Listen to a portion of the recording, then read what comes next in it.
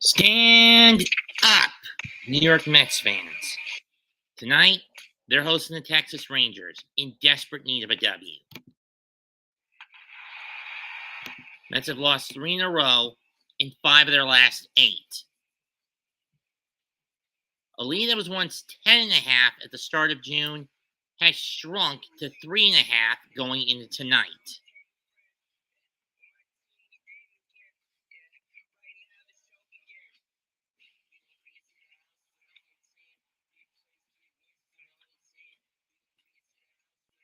First pitch, right around the corner. Let's run down this lineup for both sides. And let me just say the Met lineup pisses me off again because Buck once again chooses to ignore logic and go with and rely too heavily on the vets in certain spots.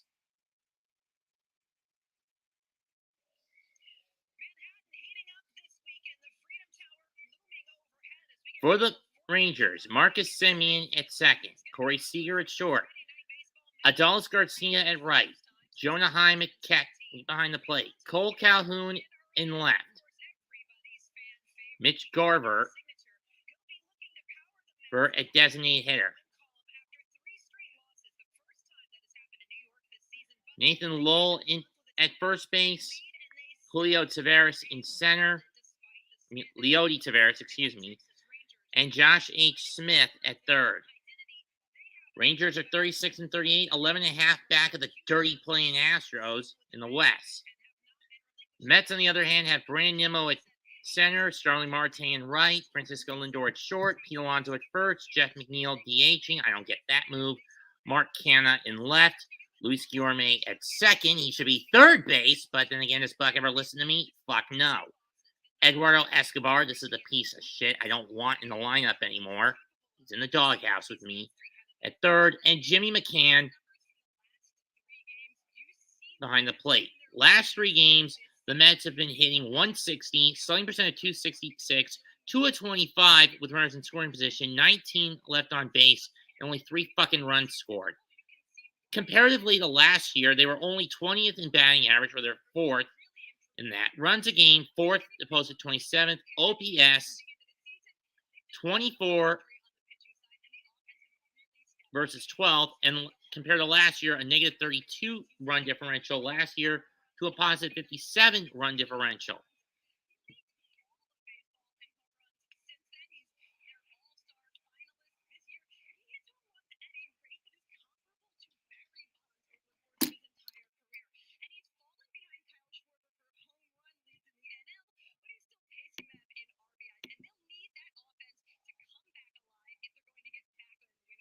Yeah, guys, wake the fuck up. You guys have been slumping badly the last week.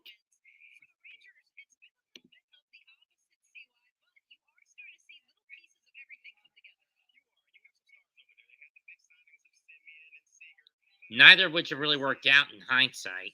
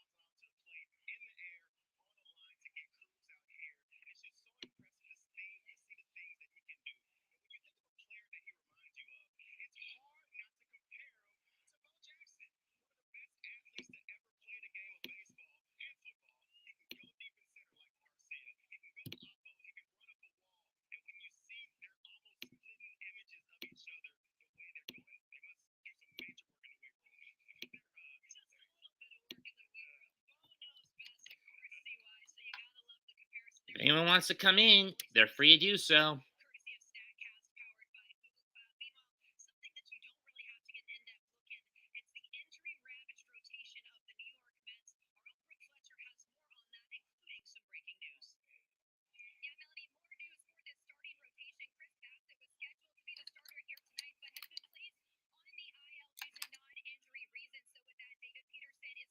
Yeah, what non-injury reason did Bassett get put on the injured list?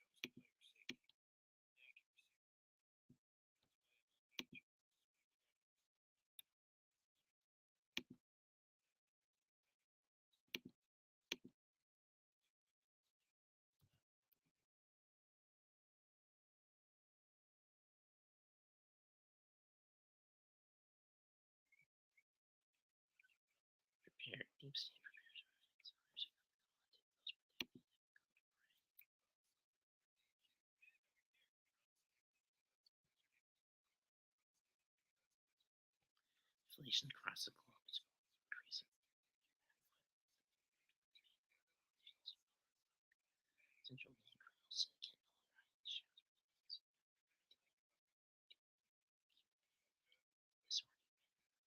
seems to be is now in the process of reverse. They're watching this man country.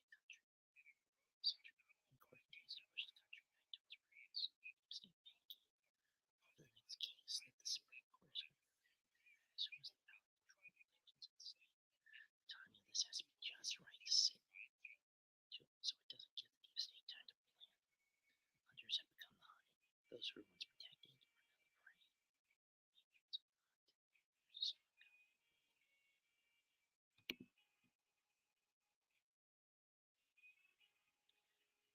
I'm gonna mute myself for a little bit.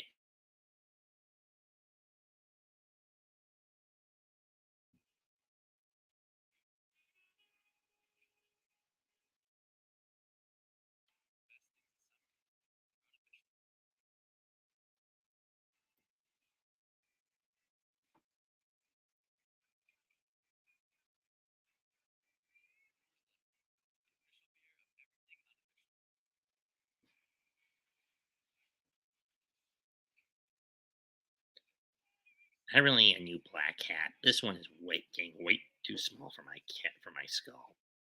Probably a 7 3/4 would work.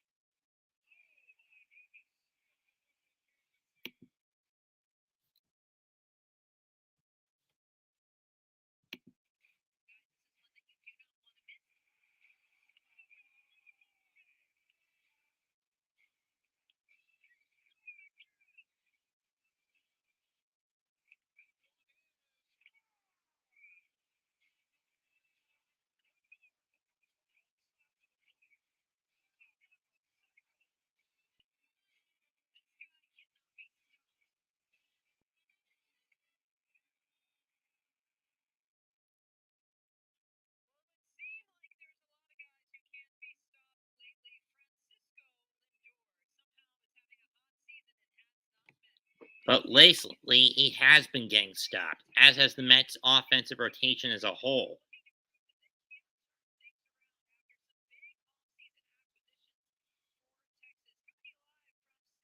David Peterson taking the place of Chris Bassett. Again, we don't know what led to this short notice swap out.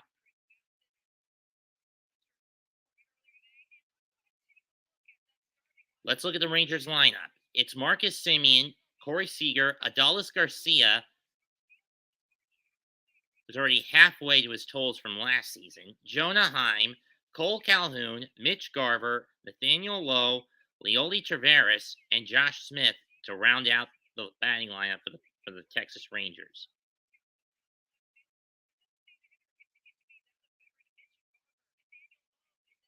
So it's righty, lefty, switch, lefty, switch, lefty.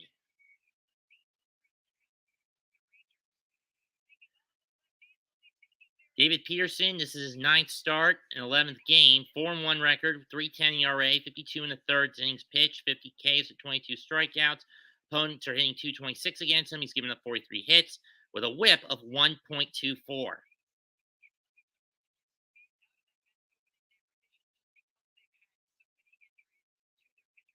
Mets in their on their Friday night black alternates. Rangers in their alternative road blues.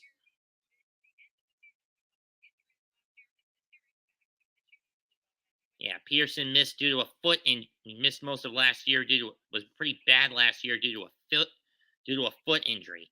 Semien been really underperforming this year. 8 homers, only 32 RBIs with a .231 batting average, and the first pitch is on the outside corner for a strike, 0-1.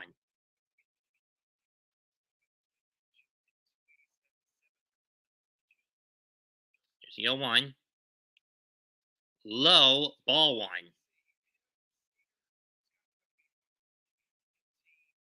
Rangers with Texas on white with the red outlines. Low in the dirt, ball 2.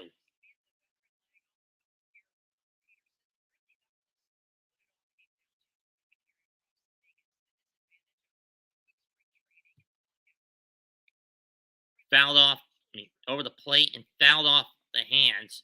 2-2. And down the third base line and foul, 0-2.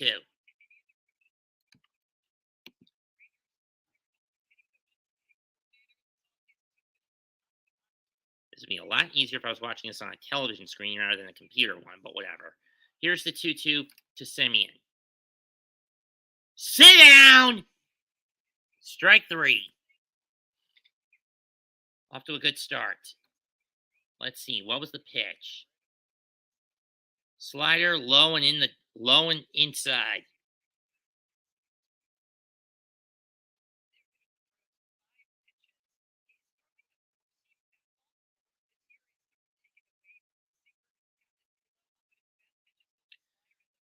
Yeah, that slider is still better than any of his other pitches, with his changeup being number 2. He better not throw that curveball, though. Corey Seager throws a fastball on the inside corner, strike 1. On the outside again, strike 1. Seager also somewhat lacking, only .229. He's hit 15 home runs, but he's only got 35 RBIs. Lupin caught by Escobar into the shift. Because it was shifted more towards first. Escobar was playing more close to second than he was third, and he gets the line out. 2 down.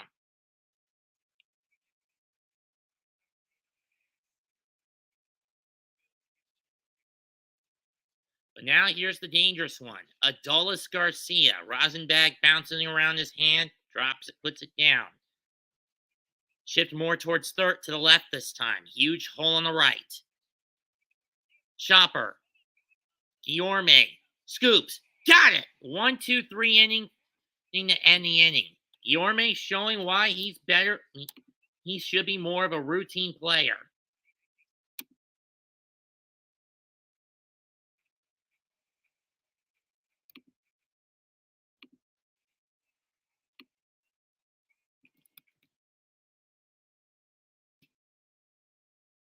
First inning complete, and we're scoreless.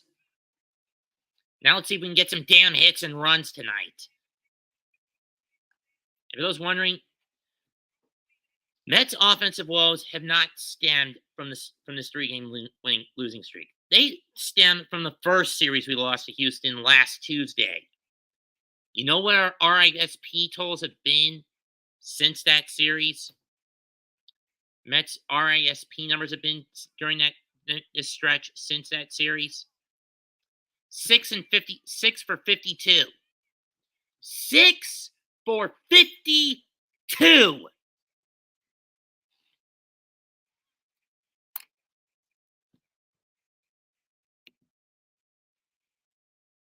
I'm not shitting you, folks.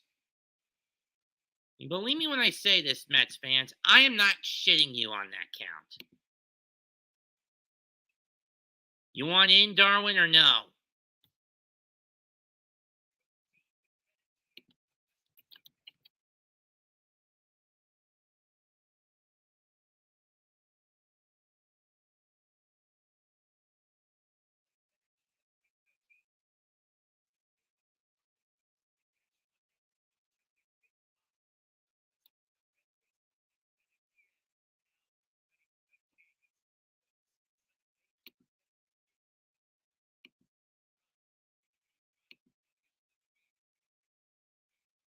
There's the Streamyard link for you, kid.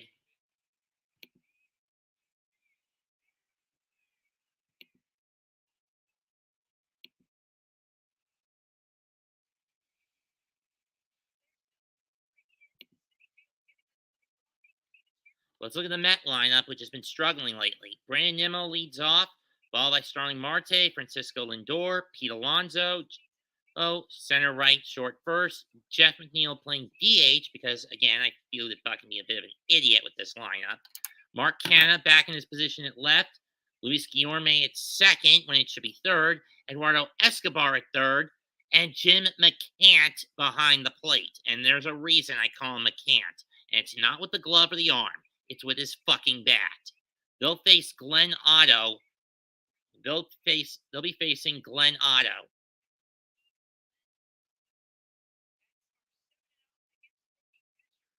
That one's outside, ball one. Nimmo doesn't swing at the first pitch that often. Glenn Otto in 9 starts, 4 for 3, 4-3 record with a 5.31 ERA and 42 in the third innings pitch, giving up 38 hits, 34 walks, strikeouts, 26 walks, and a 2.48 batting average with a opposition batting average with a 1.51 whip. Here's the 0-1-0. That one's just inside, and even if Nimmo had swung at it, it would have been a strike. 1-1.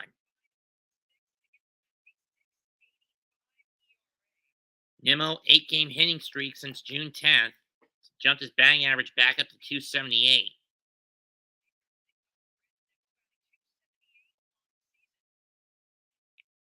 That one's chopped over the mound, but that's going to be caught up by Seager, I believe, and he's out. Yeah, that was Seager. Glenn Otto is predominantly a sinker ball pitcher at 28%. His worst pitch is his slider, where batters are hitting 325 against it. His best pitch is his sinker, where hitters are batting only 150 against it. Starling Marte and the rest of the lineup have got to keep their eyes on that. Starling Marte up next, 279 batting average, 7 homers, 36 RBIs, and one of the All-Star finalists alongside Pete Alonso. That doesn't do the same for pitching. First pitch to Marte. Way inside, ball one.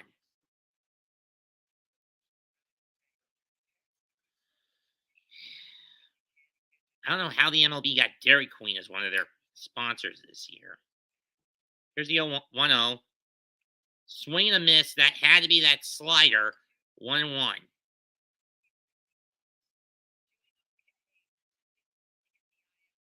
I don't know why you swung at that pitch, Starling. Dumbass. 1-1 pitch. Slow chopper. And Smith got him.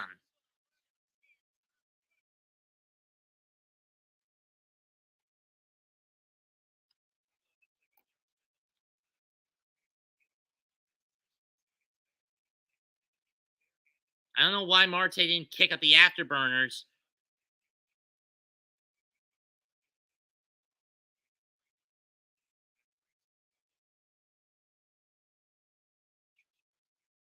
That got Marte by a couple of steps.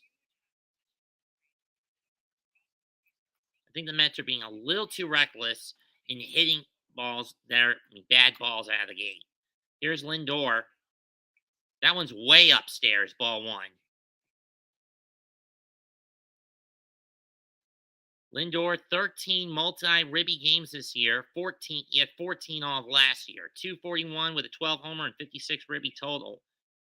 6 ribbies going into this game. Ball 2. A significant step up from when he was last year. Lindor in his last 100 bad balls, most of them have been going to the right, and I think that's why the shift is more towards first, and Lindor is not likely to pull it to the go oppo with it. 2-0 pitch. Way upstairs, ball 3.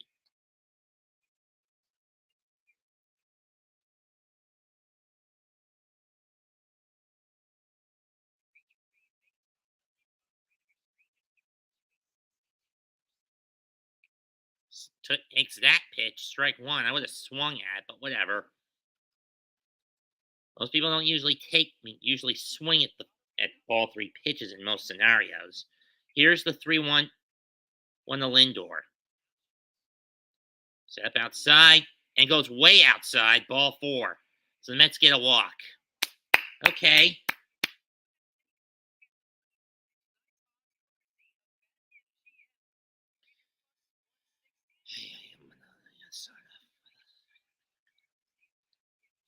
Excuse me.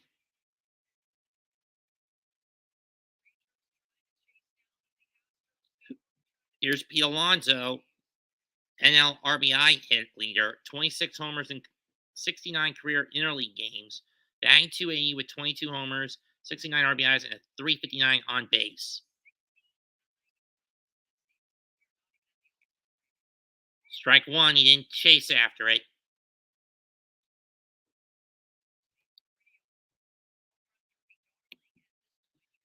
The favorite to win the All-Star break, win the All-Star game, win the home run derby, excuse me. But unfortunately, that's not going to get him front runner for the first base job in Chavez. Lindor gets back to first in time before a throw is made.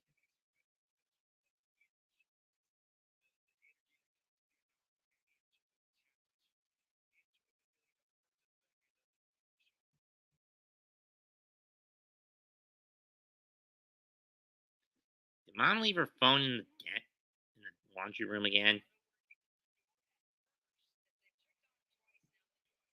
Oh, she's in the laundry room. I forgot.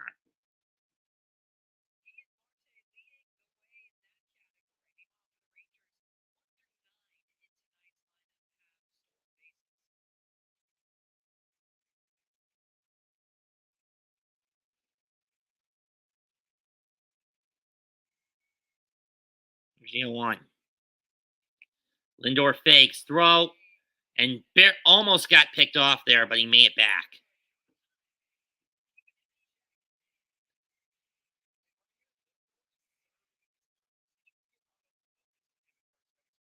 Isn't Pride Month over already?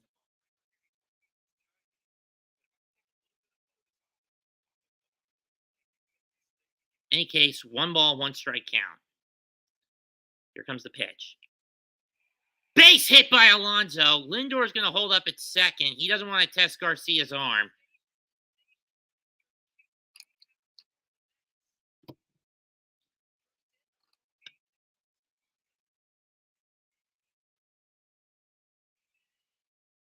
Here's Jeff McNeil.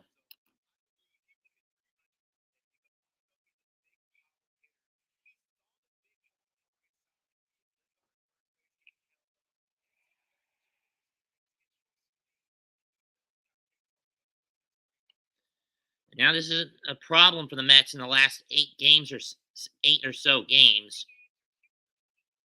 Last 9 or so games. And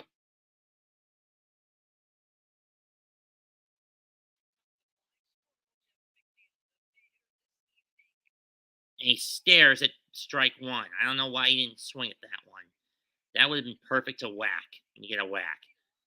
McNeil has the 3rd highest batting average in the NL with a 323 average, 4 homers, 33 RBIs. And I don't even know why Buck is having him play the DH spot. I would have had him at second and Guillorme at third. Anyway, ball 1, too high.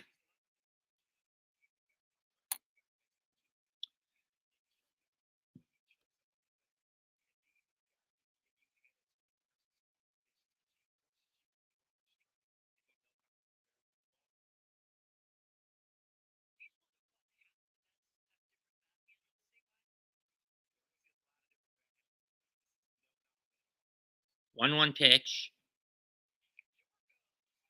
Lindor swipes third. Ball 2.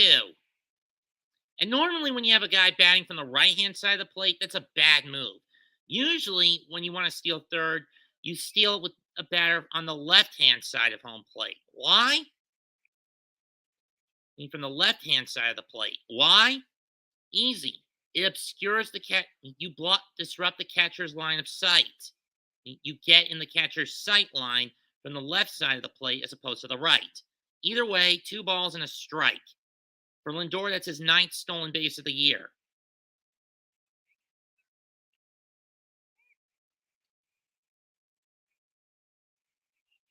Jeff, don't argue with him. Strike 2.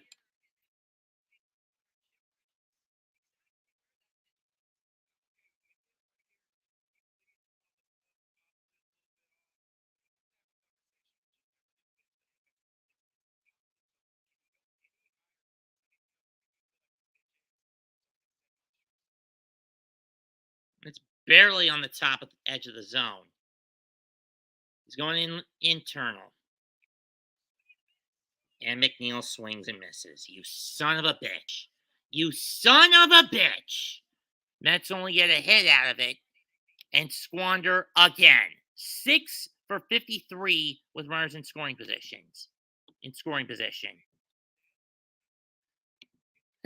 In the last 9 games going into this one. This is getting fucking annoying. No score through 1.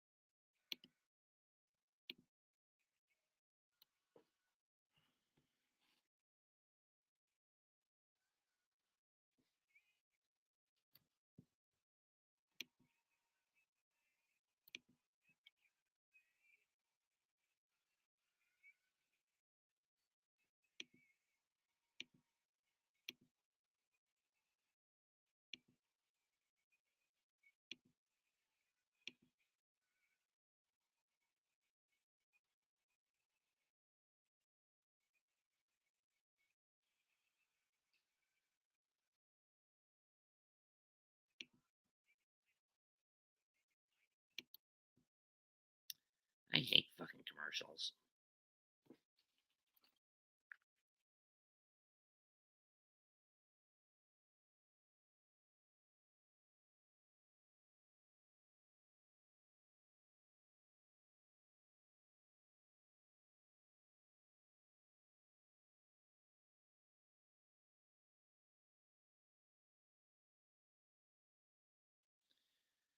Back for inning number 2.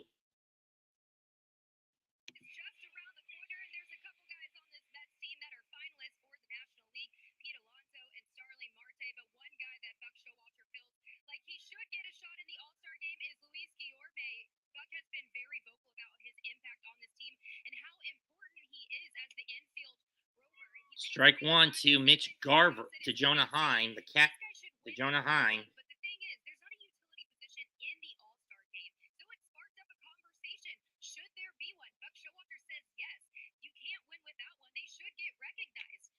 Strike 2.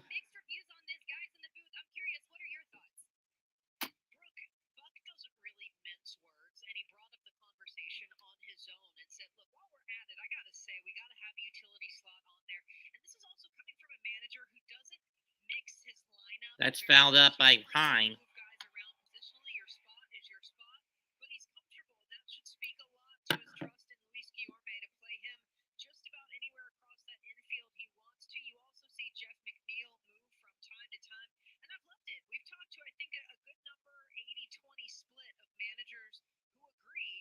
Oh, 2. That's shot foul again. Last one was hit straight down the right field line, foul.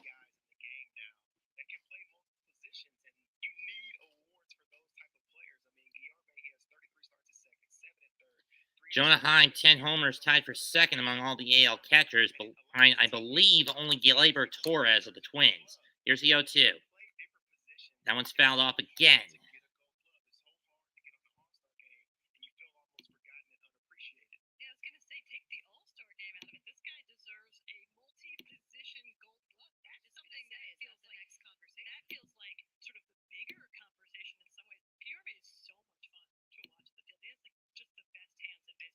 That one's outside, ball one.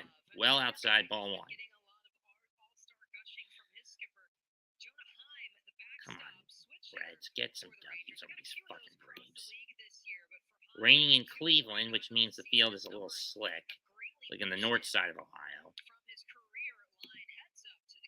Look out! Down the left, foul of the left, foul of the third baseline. Still 1-2.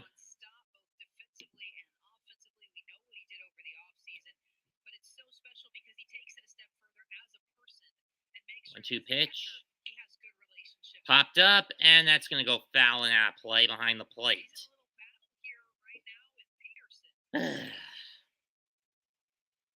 Heim, you're becoming a nuisance. Sinker, sinker, four-seamer, slider, slider, changeup, slider, four-seamer.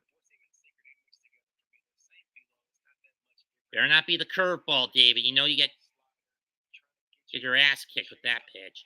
Sit down, Heim. High heat, strike 3. Took him 9 pitches to get that strikeout.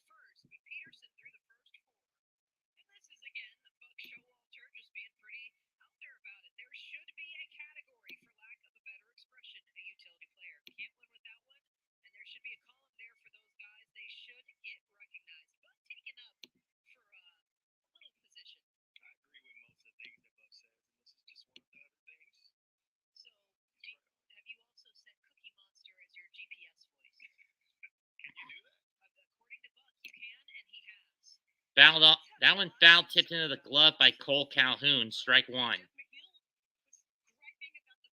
7.3 at bats with an RBI this year. Last year, Calhoun was usually took Calhoun 10 at bats to get an RBI. Just off the outside edge, ball 1.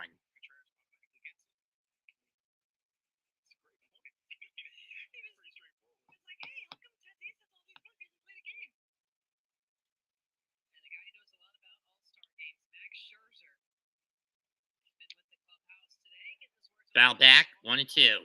Down the left field line.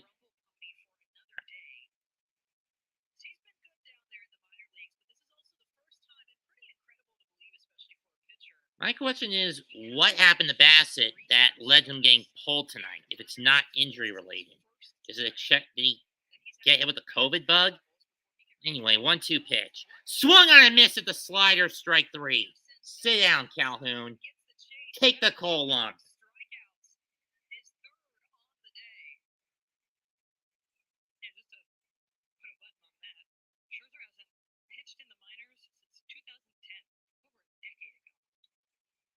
That was when he was with the Nationals or the Tigers?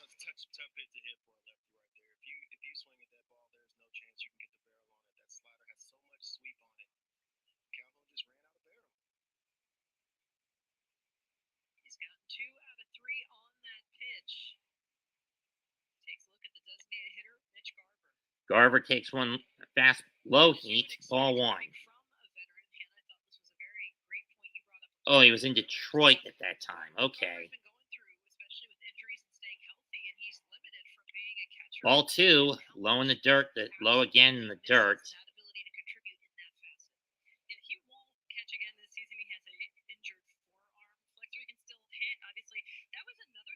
Yeah, for some reason, Garver can still hit, but because of that forearm flexor, he's not going to be able to catch.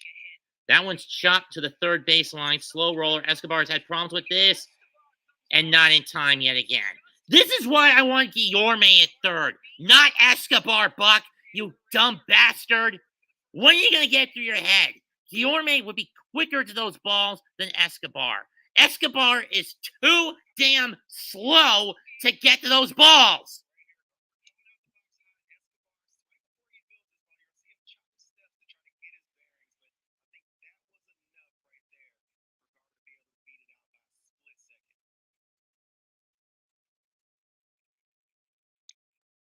When the hell are you going to get through your head, Buck?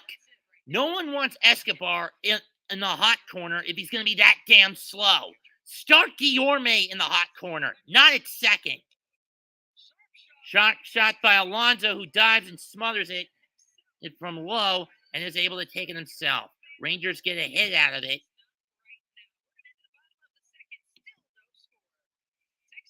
An inning and a half complete. Still no score.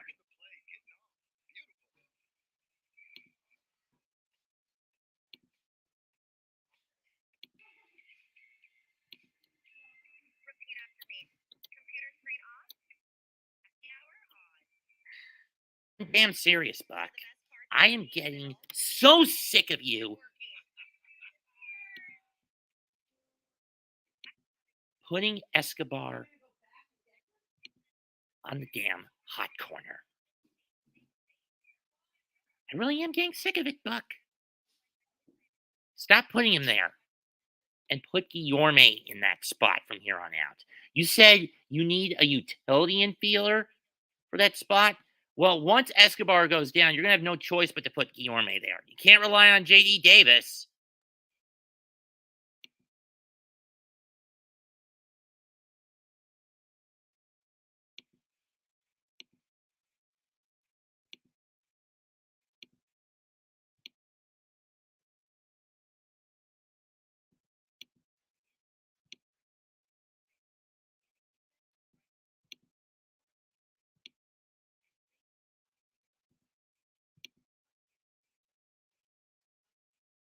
Tommy Pham gets a single for the Reds to cut the deficit in half out in Cincy, his second hit of the night off Max Fried. Yeah, I'm doing a little scoreboard watching.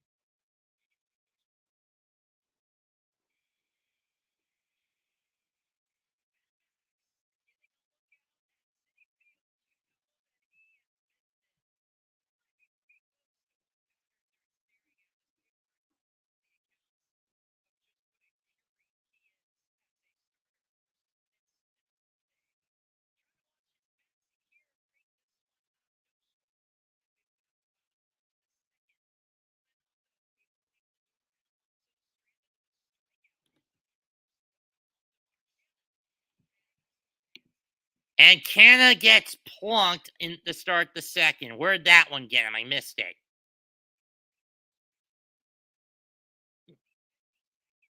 And that's 52 Mets who have been plucked. That's the 52nd time the Mets have been plunked this year.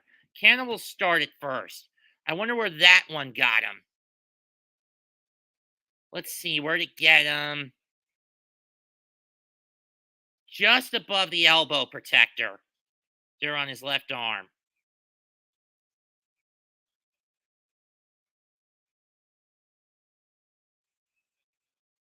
That has got to sting.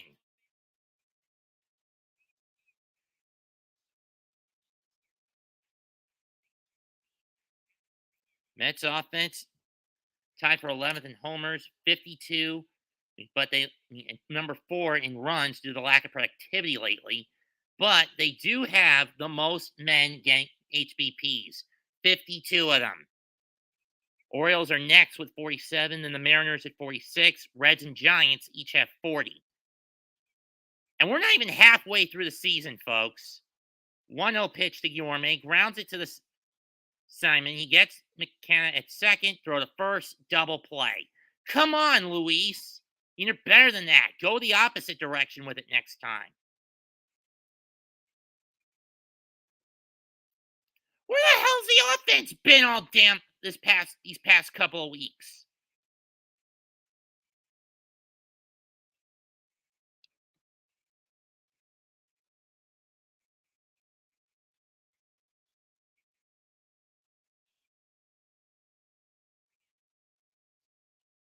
Here's a guy who's in the dog pound with me. Sure, he got the damn cycle. And he pops this one up in the shallow left. And Calhoun's got it. You son of a bitch! Scoreless through 2. We're going to the third.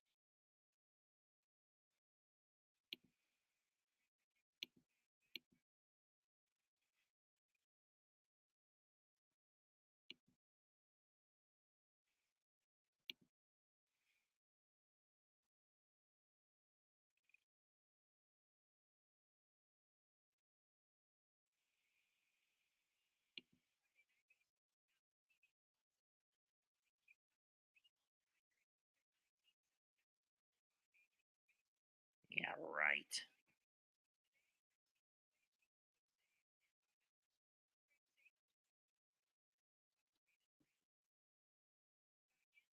Here's Tavares, who will start the ninth.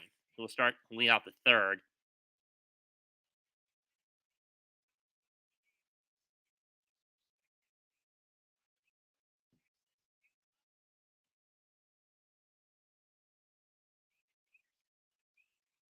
Strike 1 to Tavares. Leody Tavares, not used all that much by the Rangers, but he does have a 289 batting average, 1 homer, and 3 RBIs. That one goes.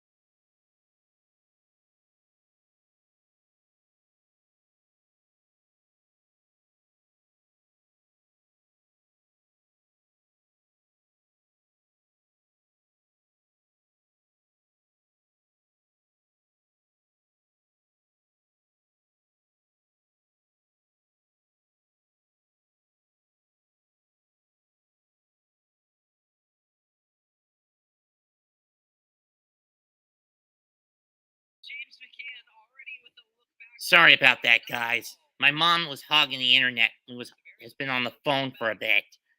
So I missed a few pit and it led to a stream lag. Sorry.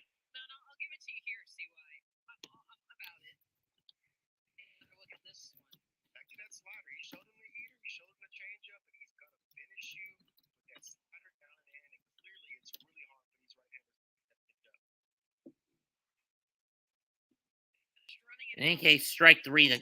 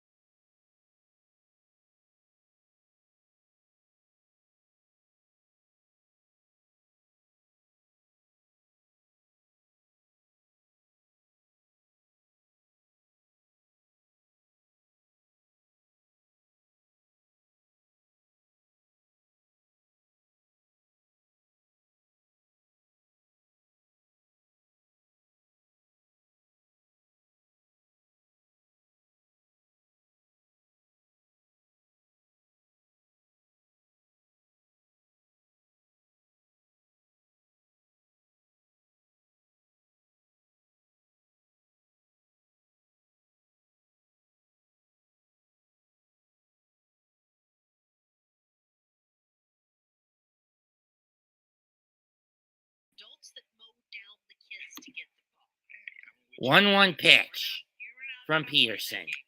Chopper. Lindor. Got him.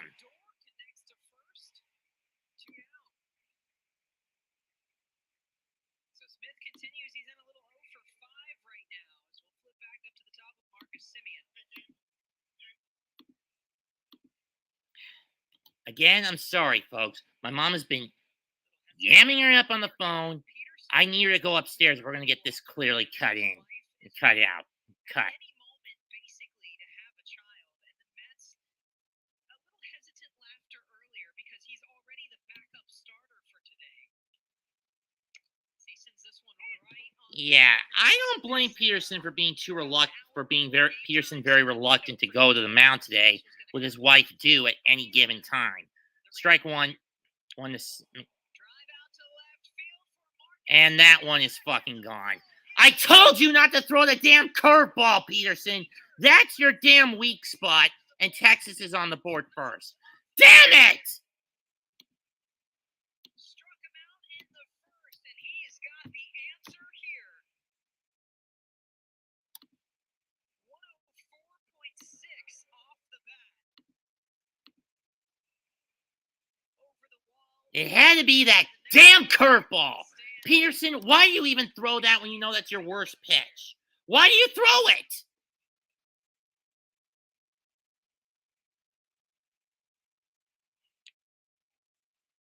Can these pitchers wake the fuck up? Kind of what we've been hearing is he doesn't usually make mistakes in the zone, but that can also show you how effective a pitch can be. Can also kind of be how close on the edge it can be. Ball 2. For the other team. Right. It also shows you how impactful guys like Semien and Seager are to where For Semien, that's his 9th homer of the year. commitment to those guys. If you're that good, you can hit the good pitches as well. That's fouled off. 2-1. Coming off an MVP consideration. Wake the fuck up, Mets. Wake the fuck up! And then to struggle out of the gate, and his manager Chris Woodward was saying that he's a guy who really did sort of take that upon himself to maybe feel the weight of that deal, those expectations combined with. Doesn't go. Ball 3. Woodward also said that the way that he handled that failure was a demonstration in sort of poise and. Buck, you're really pissing me off now. For Semien doesn't lose his cool. 1 home run through May, 7 in June, as Seager flies one to center. Nimmo's under it. He's got it, and that ends the inning. But damage fucking done because of a damn curveball that he's decided to pitch. Oh, it was a slider. We've got the catch. What's the next step? Oh, look at this little one running down the stairs. That's a win all day long. We've got baseballs for kids. 2.5 complete. 1-0 Texas.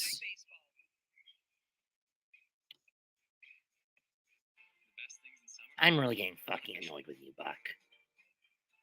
I am so getting fucking annoyed with you, Buck. Why in the hell did you choose to start Escobar at third instead of Yorme? Why the hell did McCann ask for the slider instead of a fastball or instead of the fastball? All against Semien.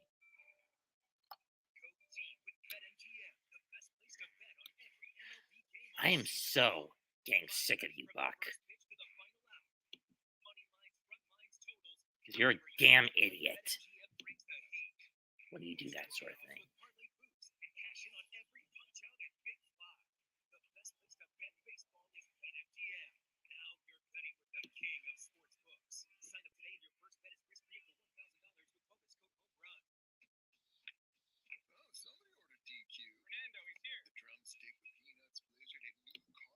Come on, Reds. Get some more runs here. I'm fucking sick of the Braves getting win after win after win. I want them dead. Have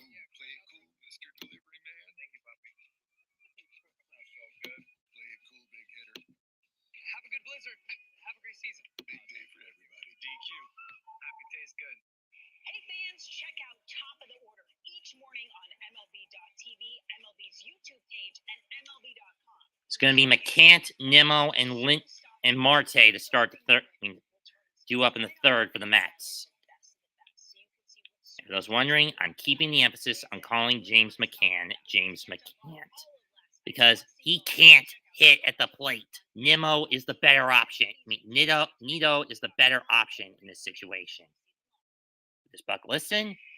No, he's a dumbass who chooses to go with the veterans over the established young blood. Take, never give. To take it on a swing, James McCann, as he's working his way back off of the IL as well, faces with Otto. Just the hit by pitch for Otto in the second. Ball one.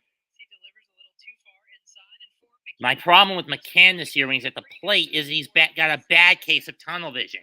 And a 179 batting average is proof of that. Too much tunnel vision at the damn plate. It's the same problem I had with Baez when we got him at the deadline last year before we got rid of him. Ball two on the curveball.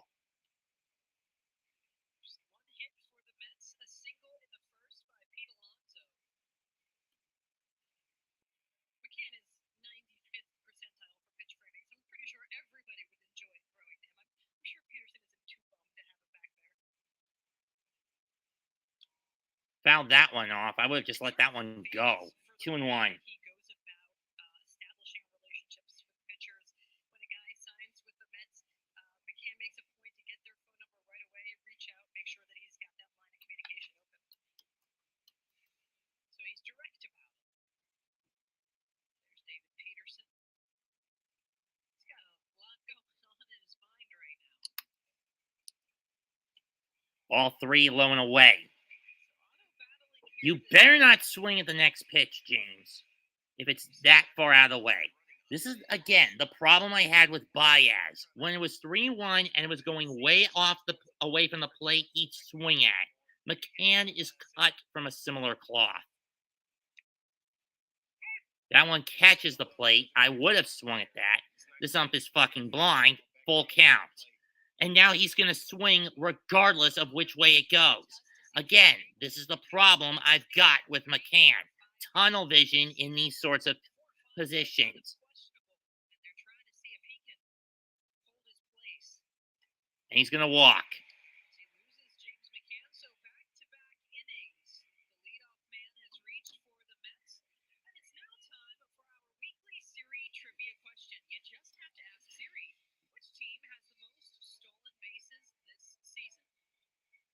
I do know that one. We're coming out of the gate here. Miami Marlins. I know. We actually asked Siri. Francisco Lindor. He's got. I loved this. Okay. You want to come in, Max? An in-depth. They went to the barbershop with Lindor. Or you just jump in to say that? Approaches based on. Here's Nimmo. Here it is. Ball one. Top spot. Lineup comes back around again. And he said he goes with softer colors in season because they're easier for him to maintain. He sold it right at spring training. And the season, it was almost a Statue of Liberty, like a blue turquoise, but it was very light. And if it's not as bold and bright, he's not having to work as hard to keep up the hair in season. Ball one. Here's a 1-0. Now, see why. Low, ball two. I got one of the best mops in the game in here. It must be Lindor they're talking about. I think this is new. Lindor in the hole at this moment. A week or so. Looks like a pairing purpley blue. And I feel you, Lindor. It is tough to maintain those colors. Yeah, how often do you have to dye your hair before it falls out like that, Lindor? 2-0 pitch. Bright pink upstairs. Ball here. three upstairs and just misses hitting Nimmo. He did say, and I don't know how you feel about this overall, he does try to pick things that will constantly, at least closely match whatever uniforms they're in. Oh, see, I don't have that consideration, but that's a great point, which is a good segue. Nimmo known for a lot of walks, but he hasn't done a lot of walking lately. Opinions on the black uniform? Here's the 3-0 pitch. I like 'em. Takes it, strike one. What I would like to see, even with the first hitter, when you see your pitcher struggling with command a little bit, I would have liked to see Heim go out and talk to him. I know it's early in the game. I know it's only one hitter. You don't want to panic, but when you see him not being able to execute location, getting himself in hitters' counts, sometimes you want to just go talk to him, Gunshot going off. Here's a 3-1. get him back where he needs to Strike two. Works back into a full count here. Could have swung at that one, Nimmy. Nimmo continues to lead.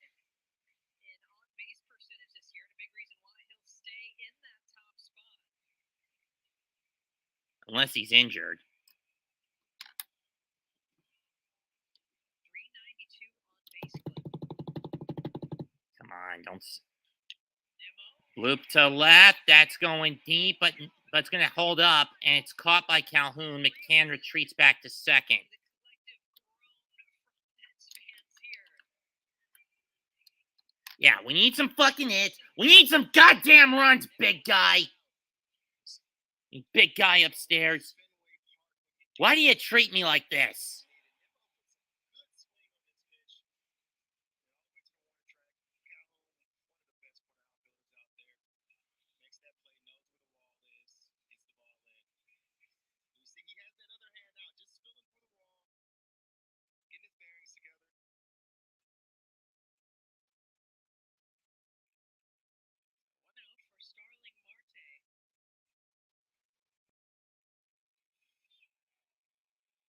That ball bounces away, but we know McCann is not going to try and steal it and go take off on a wild pitch like that. Ball one.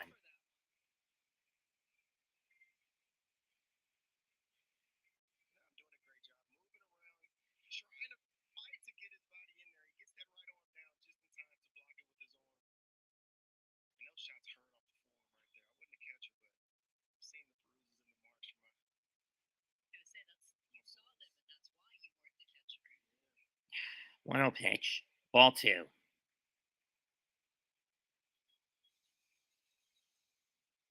So it's all three batters so far here in the third that Otto has fallen behind a 2-ball count.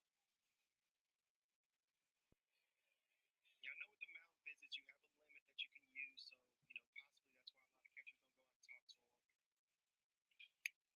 Chopper back to the shortstop. Seager slings it to second. Can they get two? Yes. Can you speed up, Starling? What the hell? Why you slowed it down? Through three is Rangers with a 1-0 lead. God, Seager doing why, God? Why are you doing this to this team?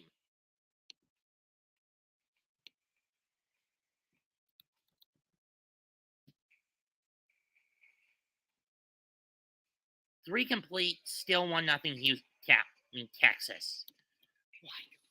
Why are you not helping the Mets? Why are you once again doing the opposite of what I prayed for? Hold on a sec, guys. I'm gonna mute myself.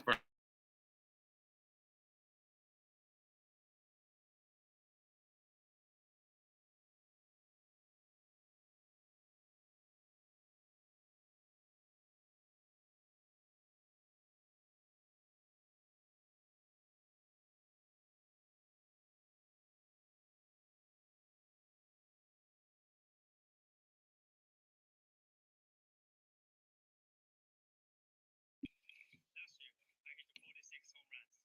I hit 460 dingers. I struck out 156 hitters. Well, I struck out 12,000 hitters. Wait, what? It's easy with MLB The Show. Make your baseball dreams come true. Now on PlayStation, Xbox, and Nintendo Switch. I could have been a two-way player. But I made the coach. Rated D for average. When it comes to player safety, speed and accuracy are paramount. That's why MLB chose the speed and accuracy of Cube Health as its trusted testing group to help players like Brandon Crawford stay on top of his health. In 20 minutes, Q delivers lab-quality COVID-19 test results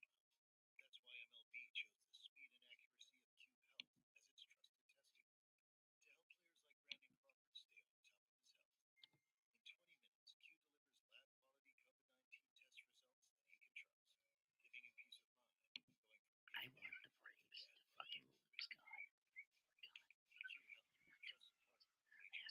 To win the past week. We've barely done that. Welcome back to Friday Night Baseball on Apple TV That. Plus, presented by Q Health. Melanie Newman Sick. alongside Chris Young. and Doing Roger this to me. Fletcher coming to you Just live do from what I Citi ask. Field in Flushing, New York. Name, Peterson please. back out on the mound for the Mets.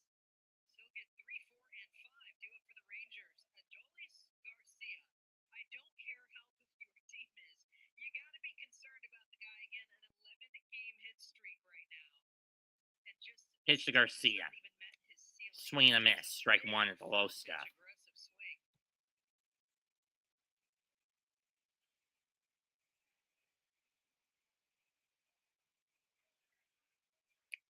Ball one. He just has so many tools, Mel. It's hard to understand how he was able to slip through the cracks. We were talking to Chris Wood before the game. Adolis Garcia was with the St. Louis Cardinals, in which in the minor leagues in AAA hit 20 plus, possibly even 30 plus home runs. Ended up getting released, coming over to the It's always the damn slider that bites this team in the ass. Bit us in the ass against Miami, bit us against Houston on Wednesday, and it's bitten us here tonight. 2-2 count to Peterson. Just out right now against Houston, against Texas. Especially when it's a slider that goes over the damn plate. Here's the 2-2. Got him. Takes a big chase, another strikeout for David Peterson. Meanwhile, before the inning, our own Brooke Fletcher caught up with Buck Showalter on stolen bases, setting up opportunities for the Mets. Yeah, opportunities they're not capitalizing on lately. 6 out of 53 in their last 9. In the last 9 on with RISP. Yeah, you're damn right, Buck. You haven't been cashing in over the last 2 weeks, you son of a bitch.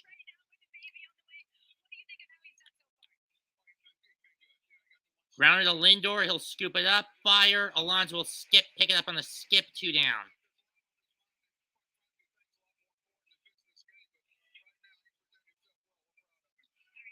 The sooner Max gets back, the better for this team.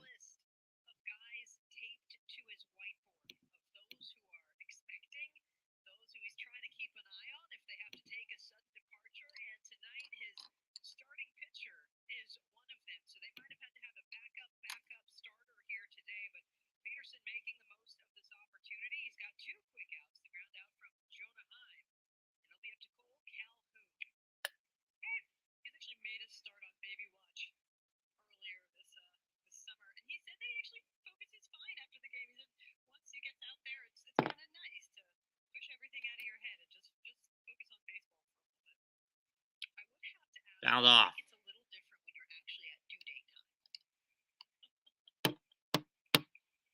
Jeff McNeil also expecting his first child mid-July. Said what, anytime from the 2nd through the 30th? Just keep a 4-week span open there. Calhoun behind 0-2. 1 and 2. Shout out to all the mothers out there. Lugo had his baby.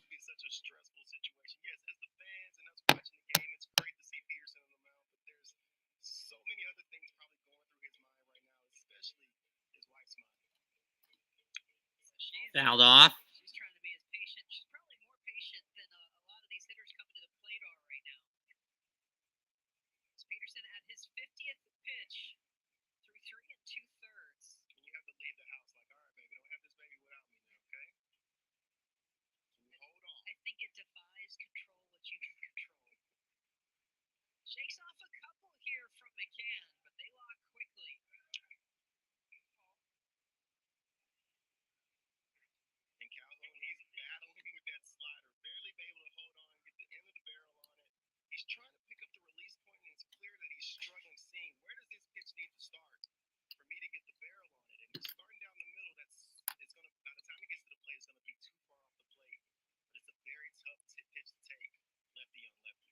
Calhoun, that 1-year, $5.2 million deal back in December with the Rangers. Staying alive. Fastball. That goes You foul. started to see some of the names pick up, and you said, okay, the Rangers are making some moves. And then a windfall came, and you said, okay, they're cashing in on this being a season for them. Well, with Calhoun, they specifically wanted him for his veteran presence. They think I have to contact Gannon House and fly his ass to Cincinnati and curse at Glenn. I'll do it. Has talked about how impressive it was. Here's a 1-2 pitch. Complains. And in fact, he told him, I'm not going to complain. I'm never going to come in your office and complain. Fans complaining about that call right there, Buck Showalter. Clearly not happy. Calhoun looked like he laid off the pitch to make it a 2-2 count. See why? What you got on that one? I think that barrel may have whipped around a little bit. Hey, Buck said he went, so I told you I'm with Buck all night tonight. 8th pitch. We got to get you the shirt. Full count. Well, trust me, the more the Mets continue to lose like this, the more those in Buckley Trust shirts are going to get burned. The second home run in the third. And now a 9-pitch battle with Calhoun. Got him. Took him long enough. Same outcome after he battled with Jonah Heim. 6 strikeouts for David Peterson. Texas with a 1-0 lead. I love America. You have the only place I truly trust with meine key for mein Auto. Meine key. Lindor, Alonso, and McNeil will be the batters for the 4th inning. Now we pay over time. This option even plays Friedrich, or the 3 times Deutschland's most disagreeable man. I want to tickle him so bad. He loved it. I only trust meine key with meine key.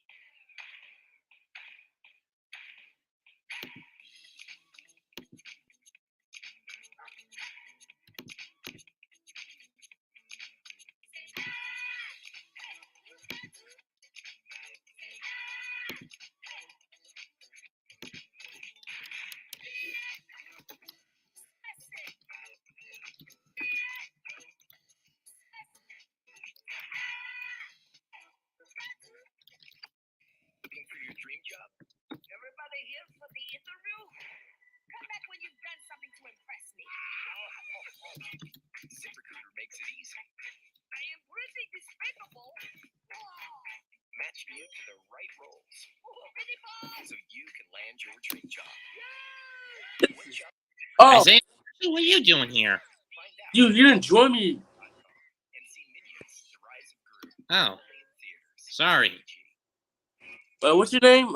Mets 21, 2028. What do you call that name? It was something I came up with way back in 07, all right? It's Mets 2128. Oh, hi. You didn't join me, but I was looking at the game. Yeah. It's on Apple TV. Anyways, what's up? I'm joining. Hey, you wouldn't happen to be Darwin, would you? Yes. So you're DPL? DPL. Darwin Pierre Lewis? Who is that? Oh, he's one of my more frequent YouTube subs. Oh, I'm not playing that game. I'm watching a game.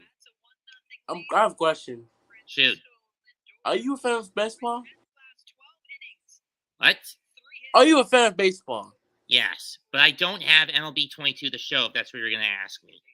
And I'm not playing the game. I'm watching the Met game right now. Strike one to Otto. And from Otto to Lindor. That one goes up and away. Ball 1. It's 1-0 Houston. Texas, excuse me. Because once again, the Mets have been lackadaisy when it comes to the RISP. 1 ball, 1 strike. Lindor walked and he stole third. Or back in the first, which was the best opportunity the Mets have had all damn game. Stares at that pitch. Strike 2. This is the water. I'm drinking this. I know. Tastes good, isn't it?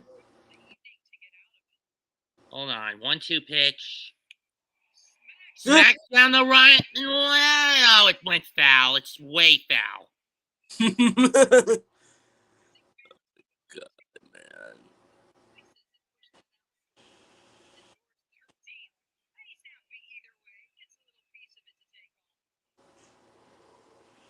You see, I'm in the show. There's Hello? 1-2. That one's going in the right. Is it going to drop? Yes! Base hit!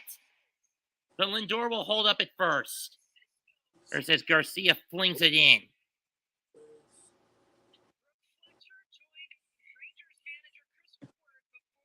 Come on, Pete. Don't hit a damn double play ball. You have Apple TV? You talking to me? Yeah. I don't have Apple TV. I don't. Game's on that. What? Where's the Mets? I'm And watching the Rangers. too. Where's the Mets at? Let me see.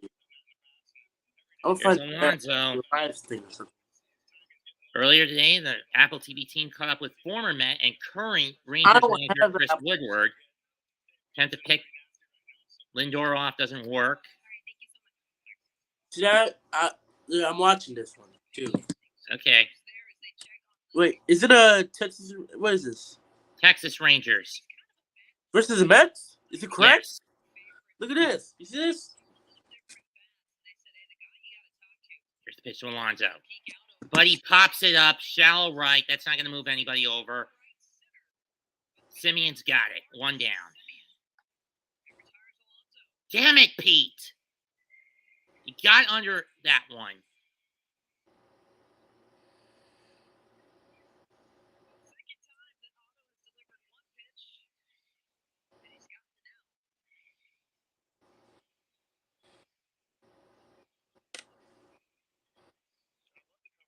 You watching it again? Yes, I am. The other one.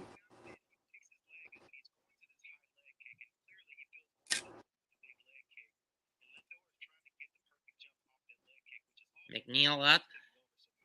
I play video games. I play Super Mega Baseball games. Wait, is it released in the Metalhead software? What is Metalhead software?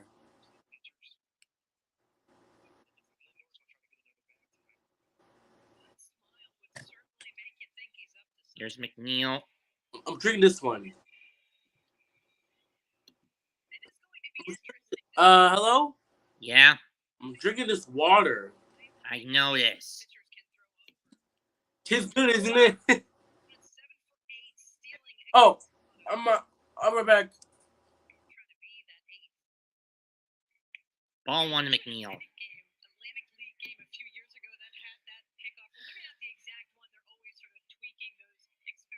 I'm going anywhere. Bye. I'm leaving the stream. Later. You know, I was expecting more from an intelligent conversation. But I'm not surprised. 1-0 pitch. Way outside, ball two. For an intelligent conversation, not shocked that it was going to be that short. And off topic. Ball two, 2-0.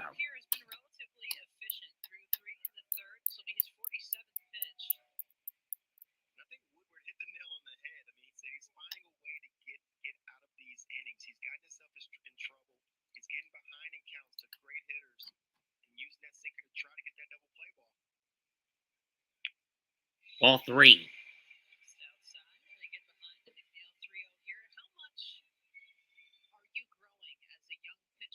I'm really hoping that after McNeil gets on and Canna gets plunked again, Yorme does not hit into a double play situation.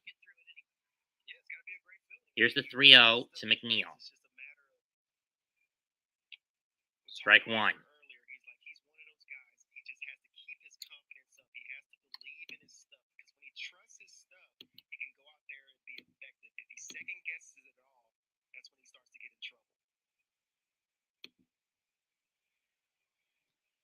I know Isaiah's not on the Streamyard.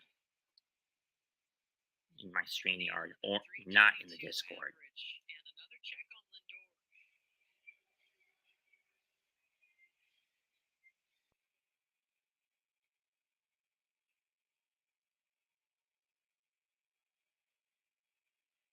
McNeil usually pretty first pitch aggressive. He tends to be atop the leaderboards in that category, but he knows he can sit back here against Otto. And that's ball four for another walk. So that's everyone's in scoring position for only the second time in this game.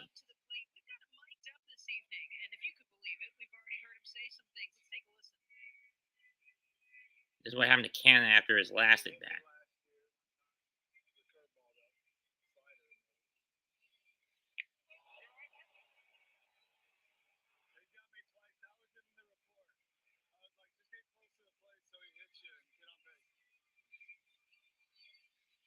Never say that, Mark. I got hit once by him last year, so I'll just do that.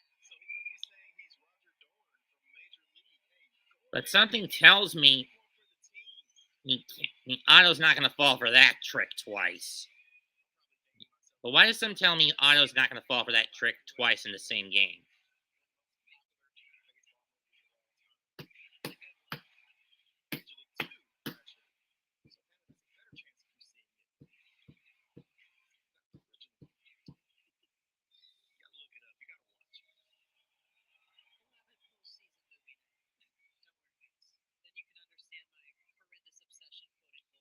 And I got clocked. Who has that scouting report extraordinaire. If you hit me, I'm going to lean over, and he hit me again. Runners at second and first for the Mets. And Kenna Ball one with the curveball. with runners on.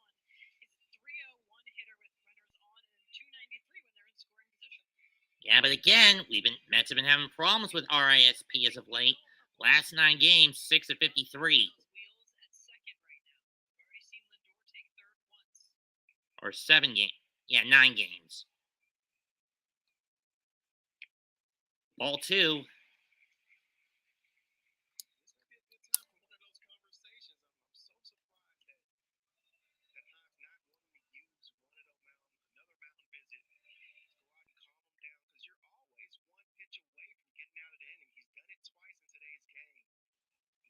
Or you're 1 pitch away from screwing it up. You can swing it either way. Can't fouls that one off. 2-1. See why when your backstop is also pretty equally young and maybe trying to feel that self-authority or knowing even what to say. I mean, we've gotten to talk to certainly some veterans around the league, and you know that they don't hesitate to take lead, but we haven't gotten to see a lot of young backstops. That's true. I mean, maybe I'm going on having a lot of veteran catchers and watching out distance, being able to control the pitching staff. Here's the 1-0. 2-1, I should say. Ground ball. Fair ball! Lindor will score on the ricochet off the tarp, and the Mets have tied it up. McNeil is safe. It's a 2-run. It's an RBI double, and the Mets have tied it up. Stand up, New York Mets fans.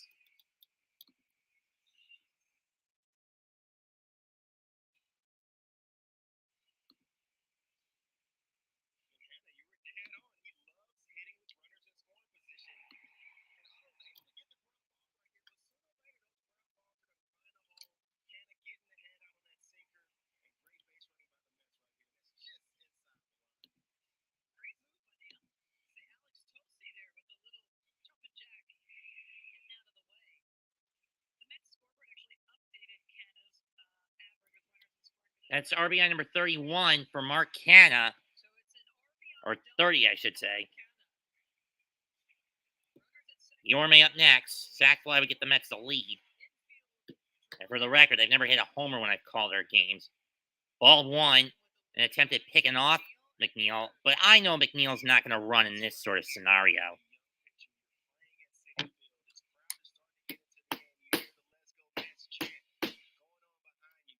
Yorme has been a little slumping in his batting with his hits lately, as his batting average has just dipped below, just slightly above 300 at 303. Ball 2. Now Otto getting under pressure here. 3 1/3 innings pitched, 55 pitches, 1 run, 3 hits, a pair of walks, a hit batter. So Canha's double actually changes to a single here. He reaches second on the throw. Oh, it's a single. Never mind. It's not double.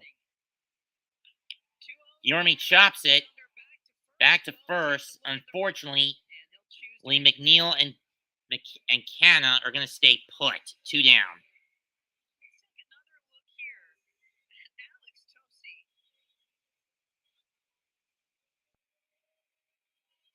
We've got again Canha.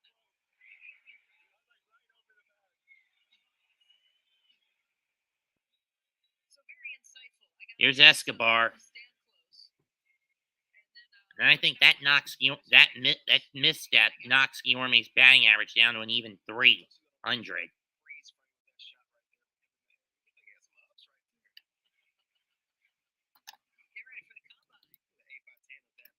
Escobar now at the plate.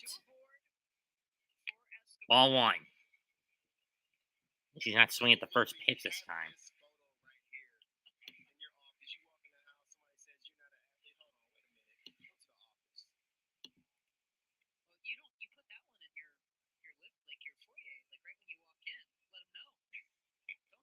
Just barely over 300 now. It's at 301. Ball two.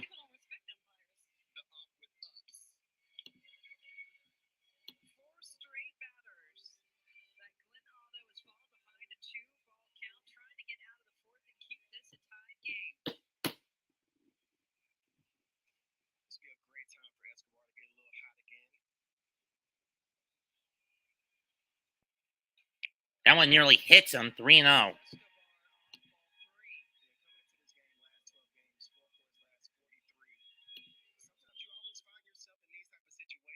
So essentially, 1 for his last 11.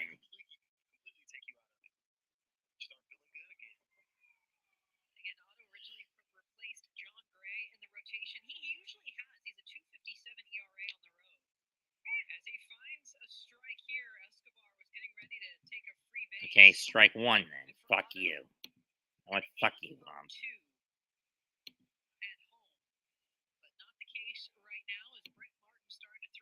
Brett Martin warming up.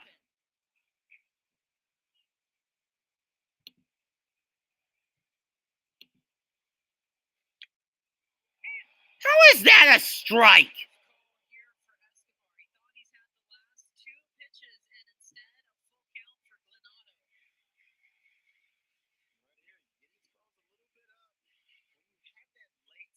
That is so not a strike. This ump is fucking blind at times, I think. Here's the payoff. And some tells me he's going to strike out. So. Escobar! Right field! That baby's out of here! Into the Coca-Cola corner! Stand up!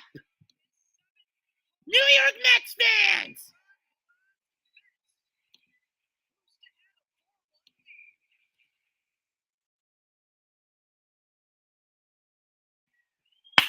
Let's fucking go!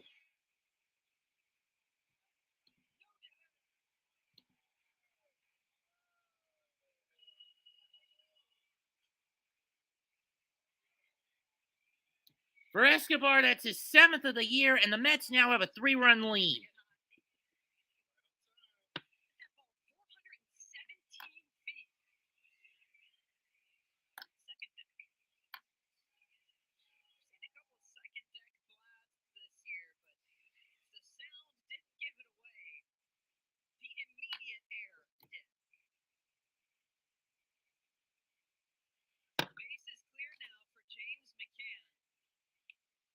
Ball one on the curve.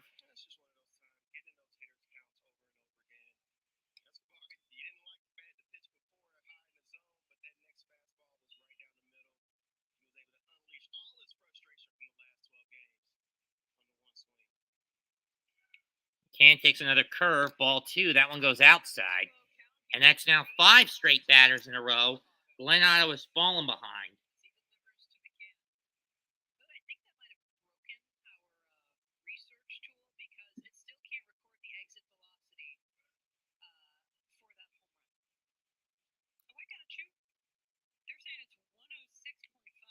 Fouled it off.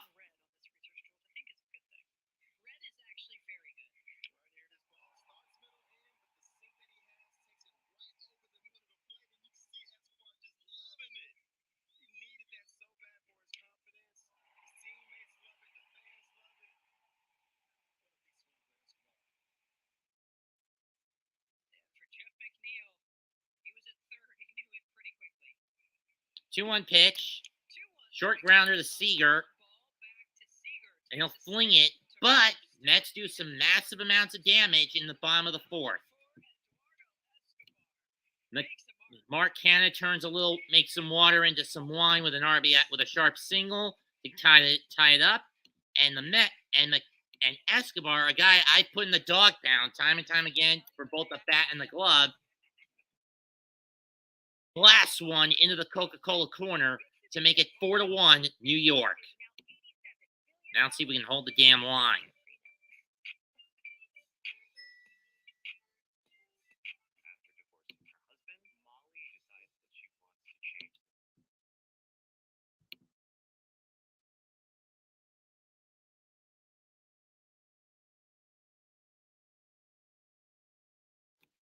And for those wondering, there are a couple of hiccups in this stream. Why there were a couple of hiccups in this stream, blame my mom for being down here and simultaneously being on the phone.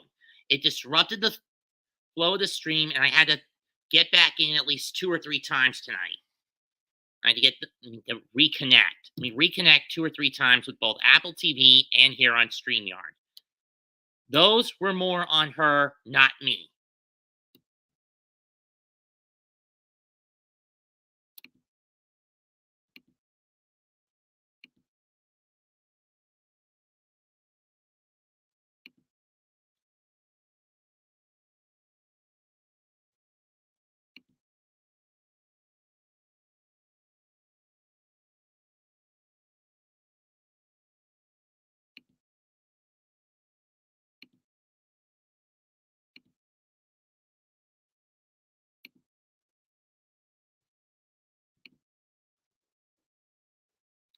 And we're still at a commercial. Damn it.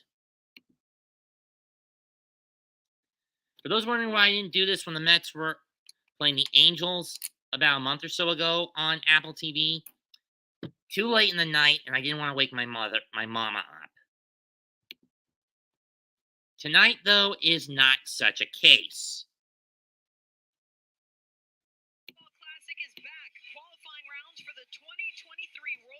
Skyline shot of City Field. October 5th in Panama City, Panama, and Regensburg, Germany.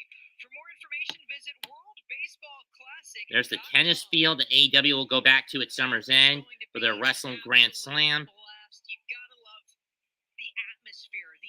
David Peterson goes back to work now with a 3-run cushion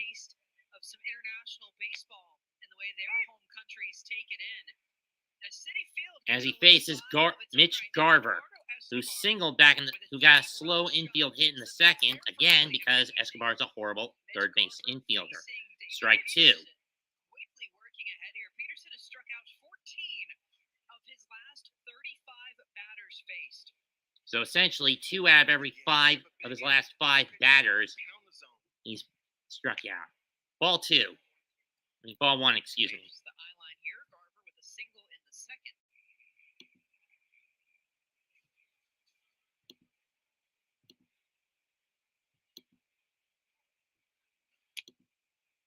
Ball 2. We mentioned Garver's injury issue and why he's not catching when he first came to bat. Rangers have a really interesting choice as this season goes along as to whether or not they want to shut him down, have him have surgery now so he's ready to go for 2023. That one way inside, and Peterson's missing a bit on that slurp.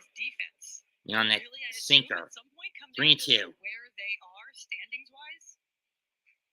It was almost like the Bryce Harper situation this year before he got hit on the head. Payoff pitch. And he went around. Sit down, Mitch. Strike 3. Brings him up, and Mitch Garver set down 7 strikeouts today for Peterson.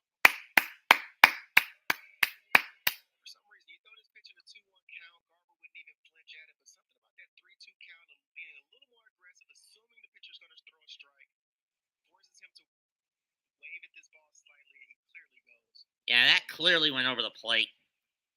He clearly went over the plate. Foul back. Back by Nate Lowe. Strike 1. It's been a split outcome. He singled off the sinker, and then he got struck out on the same pitch. Lowe grounded out. Right back And that one's going to fly on the curve. And that cuts the Met lead down to 4-2. That one also going into the Coca-Cola corner. That looked like the curveball. I don't know why Peterson threw that pitch. Especially when it didn't curve and went clearly over the plate.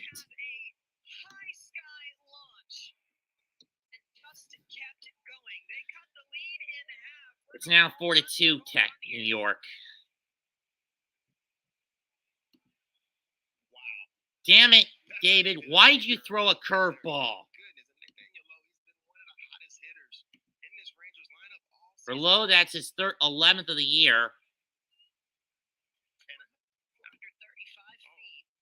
I'm actually surprised to still see him in the 7-hole. We were talking to Woodward about it before the Yeah, game. that was a curveball. I don't know why the hell you threw that one, you dipshit. You don't want to mess with it. He hit the middle of the lineup all year last year. And I don't know why Apple TV is so damn slow. Is being slow. Really cool. Slow in the This broadcast. is the son of one of our cameramen, Keith DeSantis, who just caught that home run ball. Hey, what? look at down right there. So he sent him, Dad's got to work. I'm going to go to the game. How about a home run ball for you, too? That's what you got to do if you're an adult. You got to have your Fouls it off again. And share it with you later. I want to see the catch now. He seemed like he's made plenty of catches. I mean, he like that. brought the glove. He was chilling up there like I got it. Sitting 435 feet away from home plate, brought the glove. That's fouled off. Sometimes you know. He's already seen one go up to the upper deck and thought, nah, Nathaniel Lowe, give this one to me. Yeah, and that was a curve that went swell over the plate. That slider, but he has the curveball, and this will stop him from throwing it to Nathaniel Lowe ever again. I mean, he sat back perfect on that curveball and absolutely blasted it. What a great catch by the kid. Straight into the Coca-Cola corner. No question on that one. They're talking about me on the broadcast. Go to Apple TV Plus, kid. You can see you on TV right now. Here's the payoff.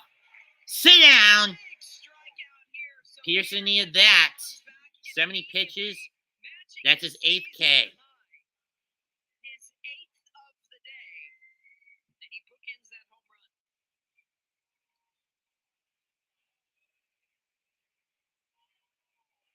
He struck out in his last outing where he got a no decision because of incompetence by the pitching squad while against Miami. And lack of hitting, I might want to point out. Here's Josh H. Smith. Strike one on the slider. Interesting, too, because both home runs have come off of his breaking pitches. It was the slider for Simeon and the curve for Lowe. Getting a good read. Swing and a miss on the fastball. Breaking balls to Simeon. He left it a little over the plate. It wasn't a terrible pitch. It was more of a great swing by Simeon than it was a bad pitch by. Yeah, but that curveball was a completely horrible pitch. That went well over the plate. Sit down! That's career high number 9, season high number 9 for Peterson. 9 punch-outs for Peterson. And we've got the kid with 2. And we're halfway home. 1 run, 1 hit.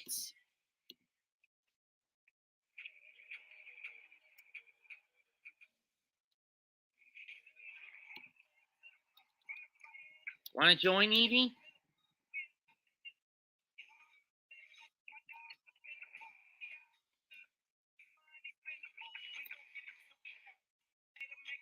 I'm watching this on Apple, though.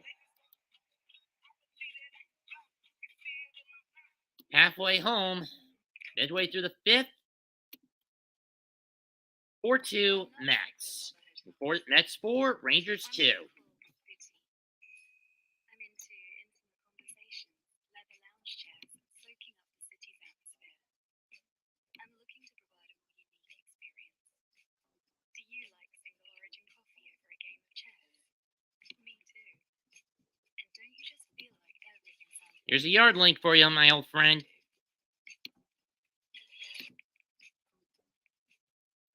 LTNS, Edie.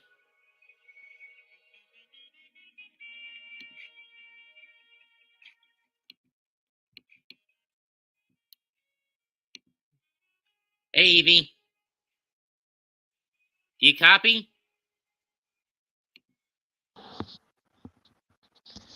Hey, sorry about that. My mic on to some delay. Oh. Well, anyway, halfway home through this one, and believe me, I was getting pretty mad with how incompetent the Mets have been when it comes to runners in scoring position lately. I see. Even though I used to watch Mets games like in person back then, but Back in the Shea days, yeah, the Shea days. same here. I went to at least one Met game every spring as a kid as part of my elementary school's little program. For me, it's almost every summer because of my summer reading program. Oh. Well, again, in my case, my school would go to just one game every spring. For me, it depends how many tickets I get. It's every summer. Mm.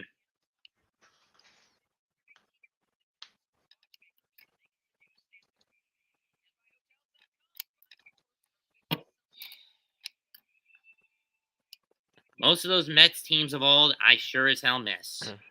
Specifically, the 97 through 99 run.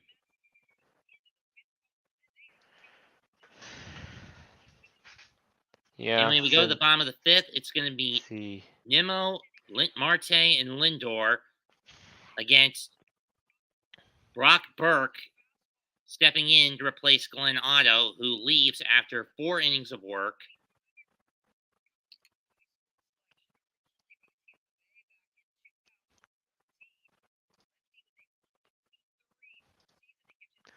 Yeah. All right. And also, I Nimmo saw right now fouls it's it off, like in and out of the glove. Okay. let me check all the channels 4 right innings, now. 4 runs, 4 hits, 3 walks, and a strikeout for Glenn Otto. Brock Burke, 23rd game appearance, 4-1 record, 1.23 ERA. Opponents are hitting 208 against him in 36 and 2/3 innings. 4-1 K to walk ratio, 40-10 in that regard. Ball 1.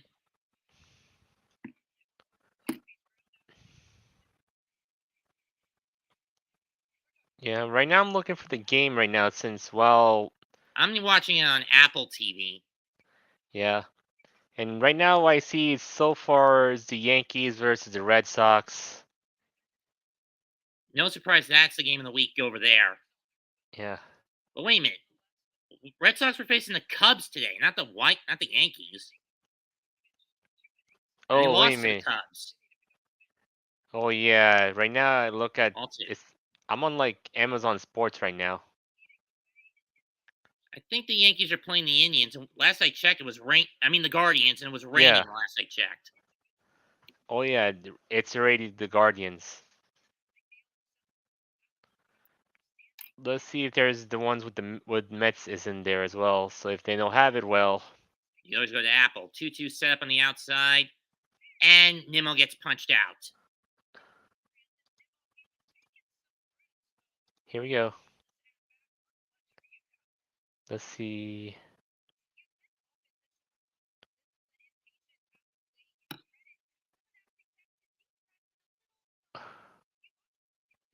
Okay, they didn't have today's game today for the Mets on my Amazon. Do you have Apple? Nope. I've got it, so I'm watching it through that. You can follow along with me on this. Yeah. Strike 1 to Marte.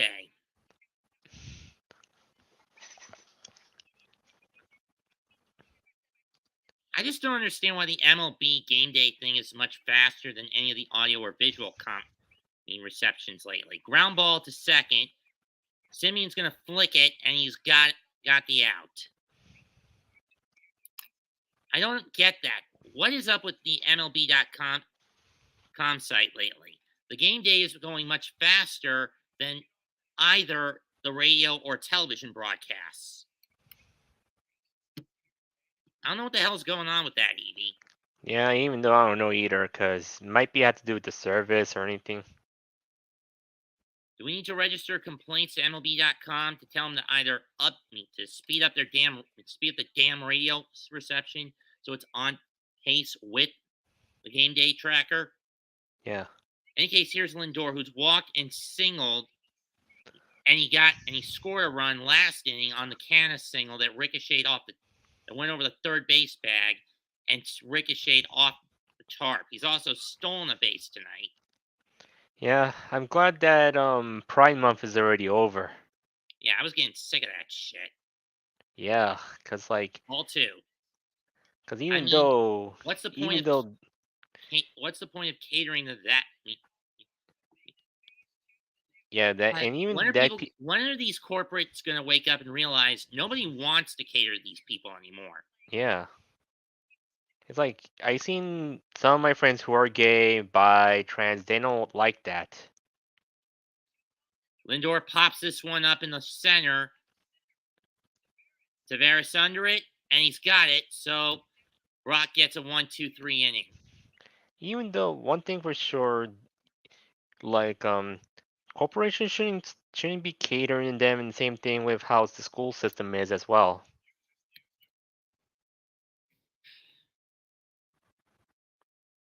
I mean, it's getting rather sick. And I usually try to dodge politics in my videos, Evie. Yeah. But that being said, if we had to take these corporate bigwigs by the neck and tell them to stop catering to these people, because to them, it's like they're being signaled out for no good reason, Yeah.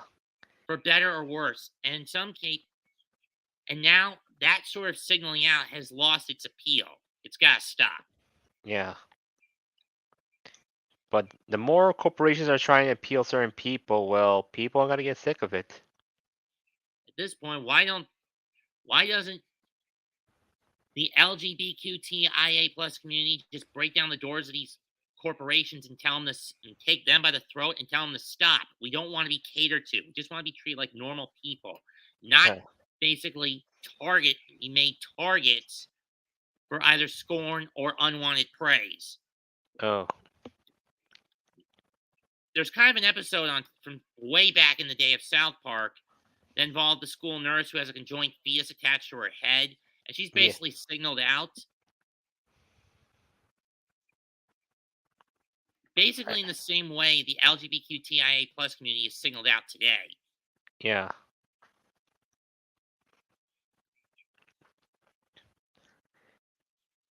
Even on, as much as corporations are trying to ruin things up, because like it's all about the money, I could say. True. And I'm glad I am not in California this weekend. Yeah, Anime Expo is kind of worse, to be honest. Yeah, and that's especially with Damon, Fucker Mills showing up there just for autographs, and he wasn't even originally invited. They were basically pressured by Crunchyroll to bring him in. Oh, that's why. Even though I don't put my money on Crunchyroll or Sony anymore, because like they're their loss, but Marcus Simeon up. He got a homer off Peterson in the fourth inning, I believe, in the third inning, when he hit a slider that to left and just sent it all the way down the line and got it out. Strike one from Peterson. This one going high. That one's going to go in the. That's a base hit. Simeon's not going to risk it as Marte gets there quickly, and it's a leadoff single for the Rangers.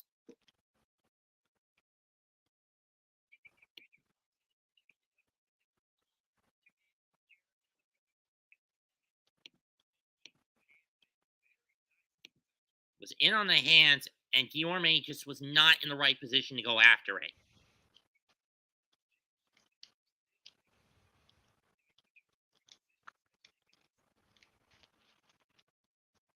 Here's Steger. Strike one. Steger is struck. I believe Steger is struck out, and he's ground. No, it was a line out to Escobar and a fly out.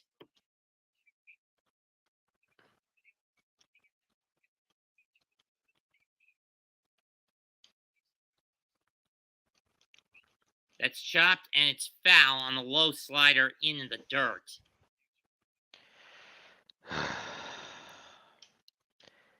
Even though what's free worse agent money is spent, Rangers Blue, get this, $580.7 million on free agents during the offseason. The Mets blew $259.3 on them.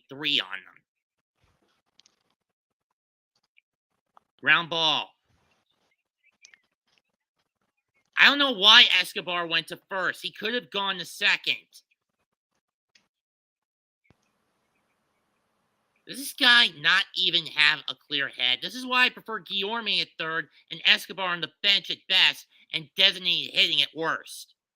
You get what I'm saying? Yeah, it's kind of like they put this in a bad position. I'm not sure how the coaching happened, all the plans.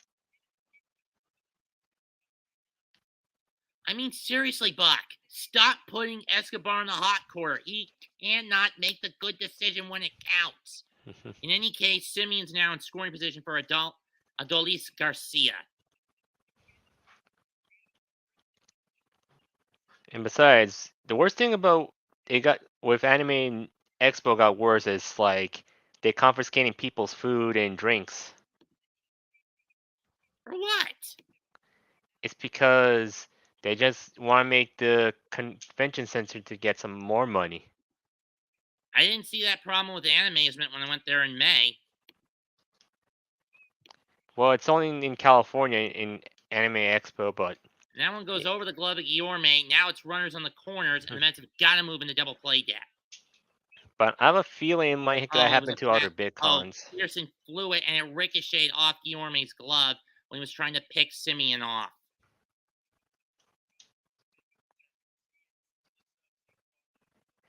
And I have a feeling it might happen to another big cons. Any kind of hit to the outfield that results in an out or not would get Simeon home, and the Rangers lead would cut the deficit down to 1. Go out of the park, and this game's fucking tied. And at that point, you want to pull Peterson. 2-0 pitch to Garcia. That's foul. 2-1. So, Mets, do you got a Telegram or something? Yeah, I showed you my Truth Social, and I do have a Telegram account. Oh.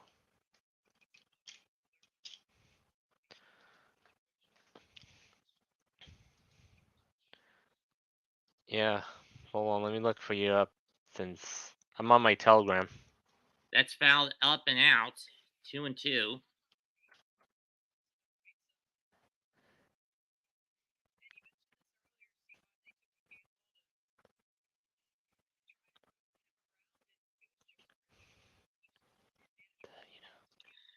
Damn it.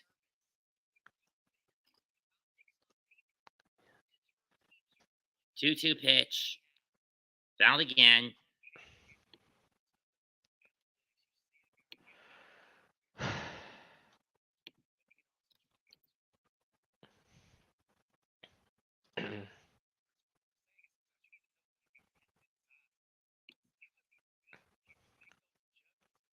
Two pitch.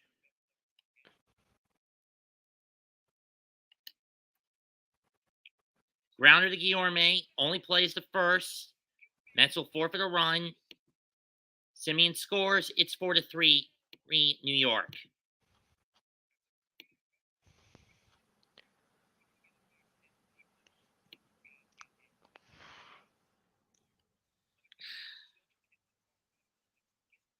I wish Peterson didn't try to pick Simeon off like that. Yeah. Garver up next. That's RBI number 50 for Garcia. It's a smart, productive out.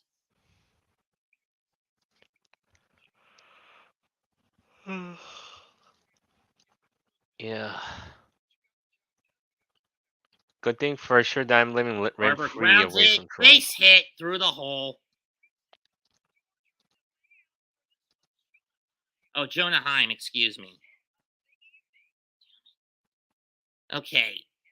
Buck, you better pull this kid when this inning's over. He's starting to gas out. Here comes Jeremy Hefner to try to calm him. With Cole Calhoun coming up.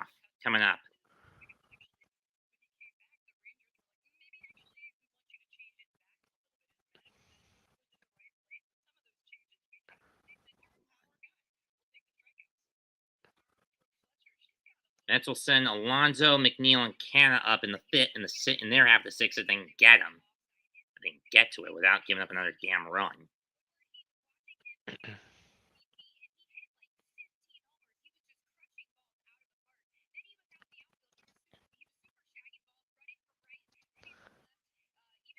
you to hell, Swanson. Damn you to hell.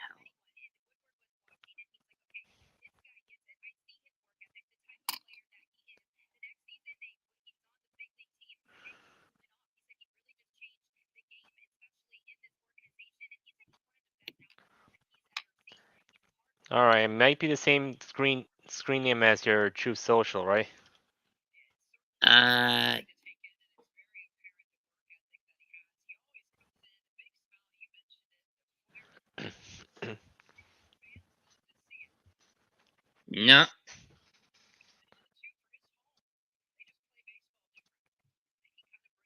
think it would be, but I don't know. Let me try check on your Telegram.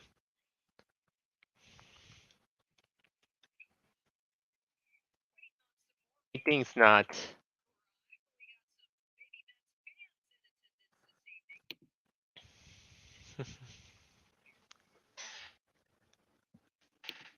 If it's under my real name, don't repeat it on the stream. I know. Please.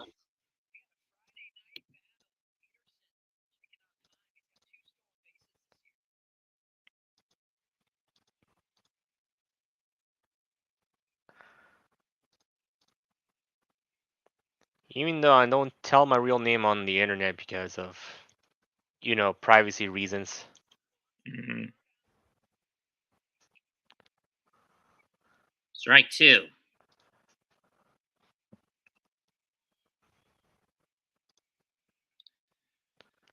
If I'm Buck, I do the smart thing and bring in a reliever for the seventh. Because you do not want a guy with 90 or more pitches coming into the seventh and gassing out. Am I right? Am I right, Evie? Yeah. So, anyways, I still live rent-free away from those trolls. Yeah, I got 'Cause- kicked out because of trolls of a Discord server. And believe me, one of them, and it got so bad, I had to say stuff I didn't want to say. Yeah.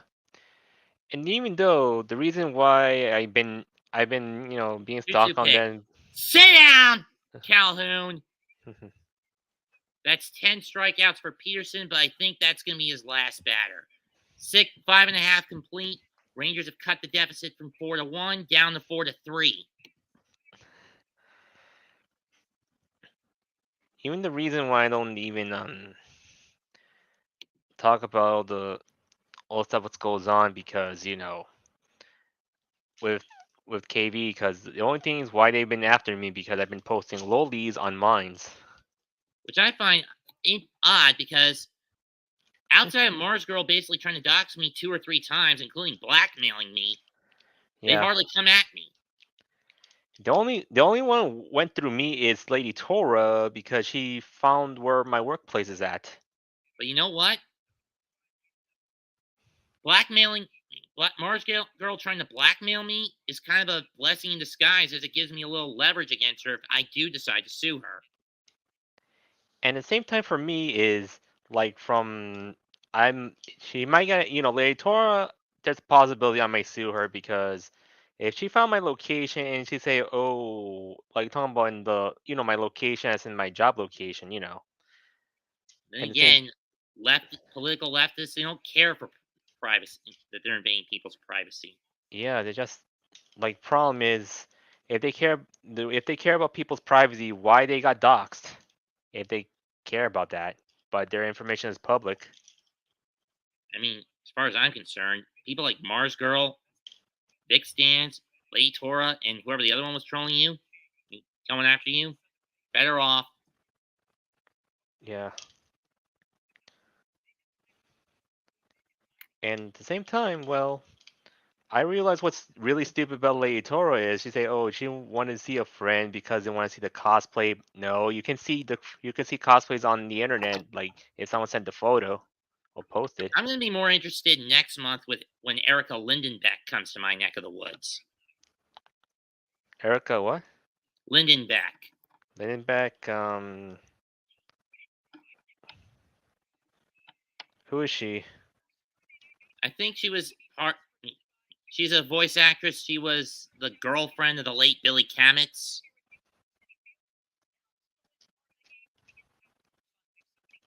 Like, give a character clue. She was one of the main leads in Yashahime. I don't know if she was Setsuna or To. Well, I think she was Setsuna. Well, I don't know, since I don't watch like certain animes that I don't even watch anyway. Oh, Cassie Cage in MK11.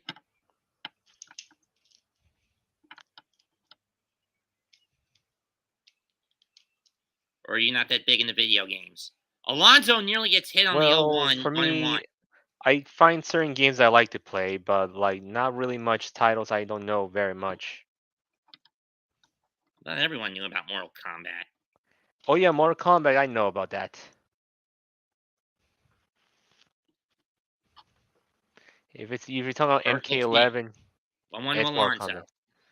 Ground ball, base hit through the hole in the right side. Alonzo's on with a leadoff single. There we go, Pete. That Yeah. gets me another point on my fantasy team.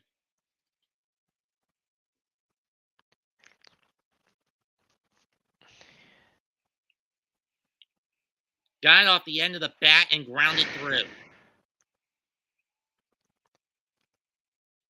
That's only the 5th hit for the Mets in the night. Yep. Even though today is Canada Day, and 3 days later it's gonna be America's birthday. Not surprised the Blue Jays and Rays got to play first today, though. Yeah. Blue Jays just crushed Tampa today. McNeil up Damn. next. He's grounded. He struck out and walked. That one's fouled off the end of the bat. 0-1. Off the bottom of the bat. 0-1.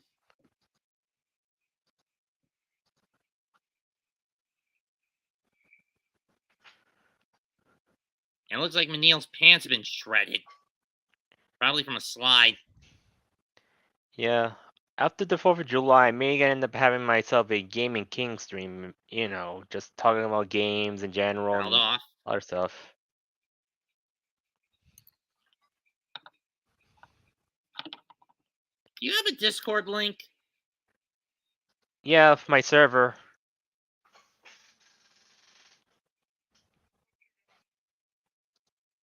Send me an invite to it and I'll send you one. Alright. Hold on. I'm going to my server, but it's gonna be temporarily. Oh yeah, I can send it to you in private since I don't want. And Post it to McNeil goes the- down swinging again. Hold on. Invite people. Copy link. And you're in the ravine, of course. Here we go. It's in private chat.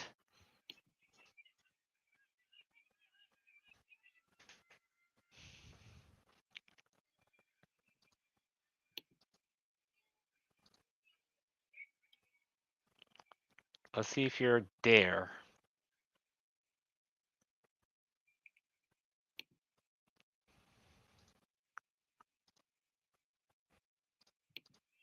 I had to keep it all private because, you know.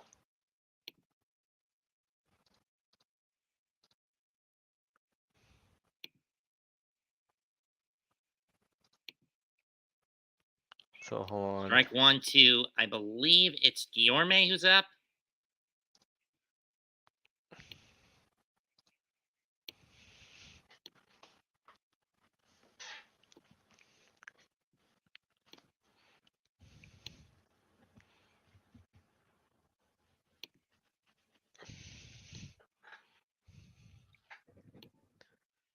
At least finally it's 30 people in this in Missouri because one of them have left. All right, thank you. I just started mine a couple of weeks ago. Yeah. 1-1 pitch to Canna. Canna drives it right field, but it's playable. Alonso will tilt back to first.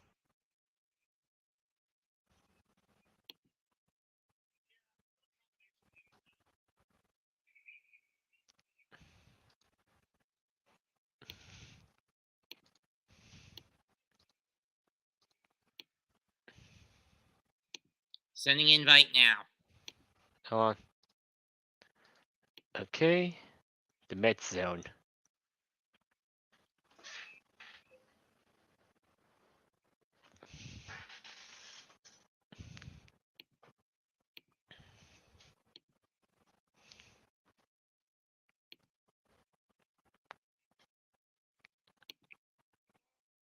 Ball 1. And what's this? Oh, it's just an upgrade. Just so you know, my server is a completely troll-free zone. Anyone who gets caught is a dead duck. Yep. Strike 1 to Guillorme. Burke's been doing well since coming in back in the 5th. But I don't know if Woodward's gonna pull him soon. Sure, he's only given up one damn hit, but still, 20 pitches for a middle reliever. You might want to pull him for a guy who's predominantly a mid reliever. You may want to pull him once that thing gets up to 3rd. Am I right? Yeah. Ball 2.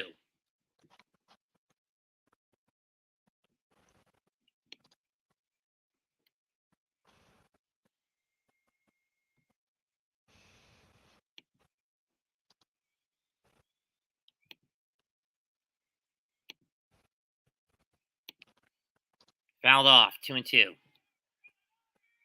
Is that Wilmer Flores? No, that's not Wilmer.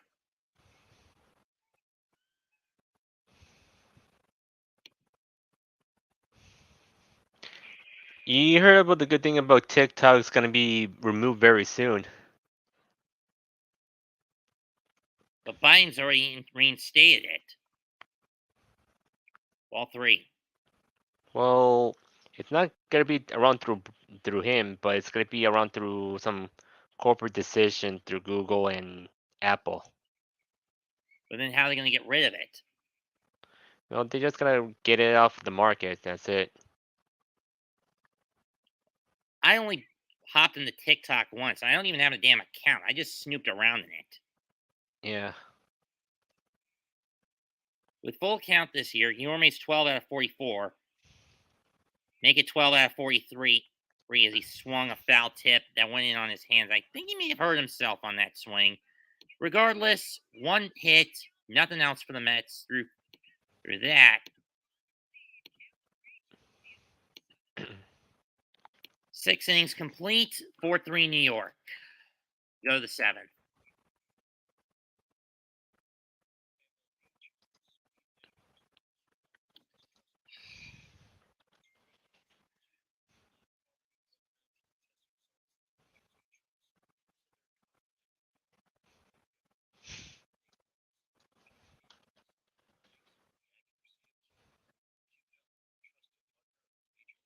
And we are getting a pitching substitution. Seth Lugo coming in for Peterson in the 7th.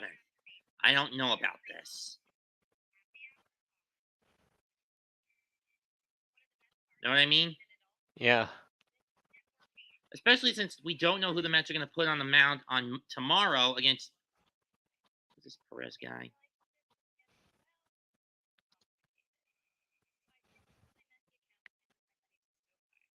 Martin Perez.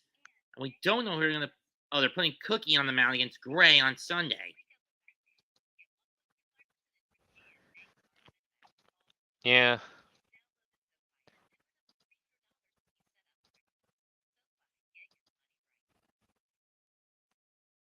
So, I don't know what's going to be going on with New York after 2022. Like, either we'll end up having New York becoming the new Hyrule or something. As far as I'm concerned, Gotham has become what the DC Comics has viewed Gotham as a cesspool of crime and corruption. Yeah. The But I hell with tell it you- being Hyrule at the moment. I tell you, New York City is not going to recover anytime soon.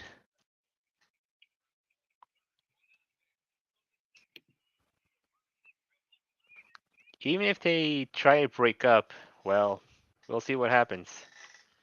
The only way it's going to wake up is if the Pelosi crime family is hunted down, and that includes Amy Hochul, the current governor, who's actually her stepsister. You mean Kathy? Kathy Hochul, excuse me. Peterson's done after 6 innings. Seth Lugo now on the pitch. He's been a little spotty. But then again, he's fresh out of the paternity leave, his wife having a kid a couple of weeks ago. Lugo in 28 games, 1-1 record, 3.68 ERA, 237 opponent's batting average, and 29 1/3 innings pitch. Ball 1. Better not throw that off speed shit. 27 hits coughed up, 28 Ks to 7 walks, and a 1.16 whip. 1-1 pitch. That's fouled away. Played by Garver, 1 and 2.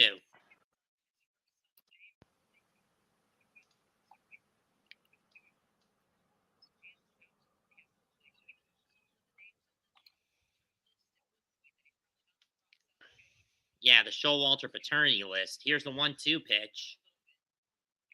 That's low and away, ball 2. Main problem with Lugo is lately he has not been able to find. He's lost a bit of confidence when it comes to finding the strike zone. Here's the 2-2 pitch. Punches him out. Sit down, Garver.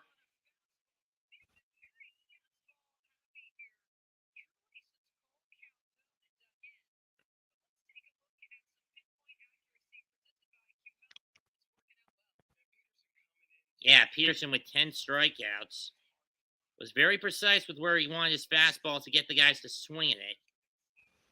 Same thing with the slider, but it's that curveball that did him in, that does do him in more often than not. Strike ball 1 to Jonah Heim, or whoever this is. Late. This is number 30. I think this is. No, this is Colt. This is Lowell. This is Nathaniel Lowell. Sorry, I screwed up. 1-0 pitch. Fouled off. This is the 6-year anniversary of Lugo's debut. He debuted as a reliever for the Mets. They tried using him as a starter or at the back end of David Peterson. 7 of his Ks were sliders, only 1 four-seam fastball strikeout, and 2 sinker strikeouts. As we know, he does not rely on his curveball that often. Strike 2 from Lugo.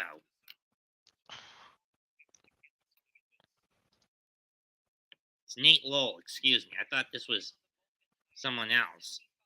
Yeah. And Going that's for up and Elon. Sit down!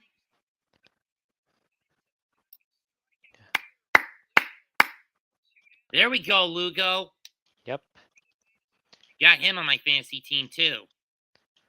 But anyways, Elon's been quiet for some time at the moment. Oh, you mean Musk? Yeah. Well, he's basically badgering the fact.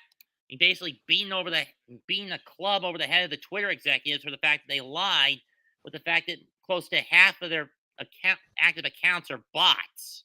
Yep. Here's Ledoy Taveras. That one's hit to right center. Marte's under it, and that's a quick 1-2-3 inning on 10 pitches for Lugo. Yeah, in some point in time, Musk might end up gonna be making an announcement that they took over Twitter finally. Take me out to the ball game. Take me out to the crowd. Buy me some peanuts and Cracker Jacks. I don't care if I ever get back. So let's root for the Mets. If they don't win, it's a shame. For it's 1, 2, 3 strikes. You're out at the old ball game. Had to do it. Yep. New York Bulgarian. It's great to see you. Let's go. Let's go Mets, I could say. You want to come in, Bulgy?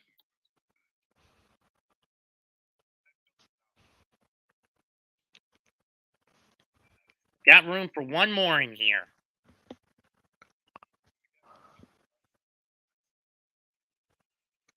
Well, feel free to join in if you have the time.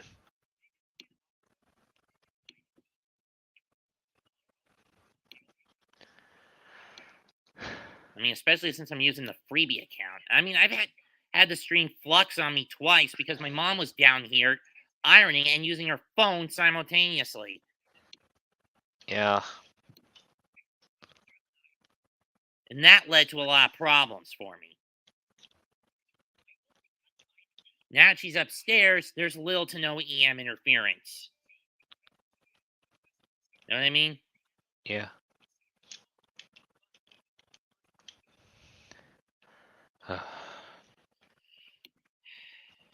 Let's see. Alon's gonna signal. Kenneth flied out. Neil struck out. Kenneth flied out. Yorme grounded out and struck out. It's gonna be Escobar, McCann, and Nimmo for this next for the Mets 7th.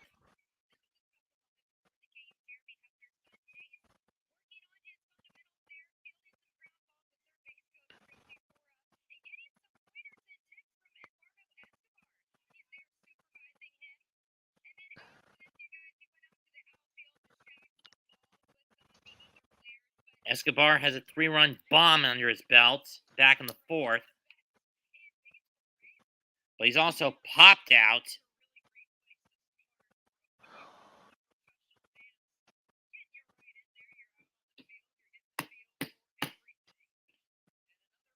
Richards now on for the Rangers to pitch. This will be the third pitcher the Rangers have used up. Let's look at this guy. His name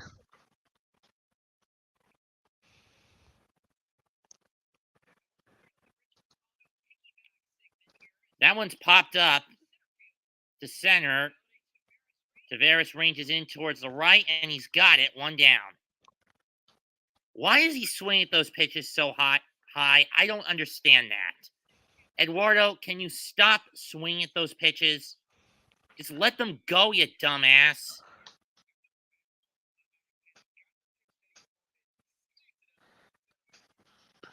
Let's see what's. And here comes James McCann. With a glove, he's fine. With his arm, great. But the bat has sucked for Jimmy Boy.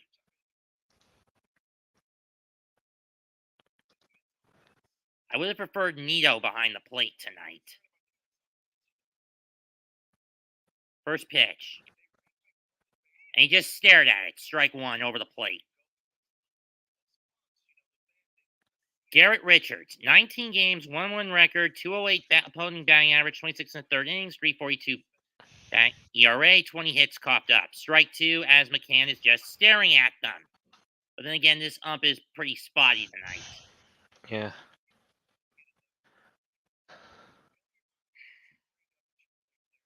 McCann walked in the 3rd and he grounded out in the 4th. 0-2 pitch. Fouls that one off. I would have just let that one go. This is my problem with McCann this year. It's the same thing we had with Baez when we got him at the deadline last year. He'll get so caught up in trying to get a hit, it gives him tunnel vision. Know what I mean? Yeah.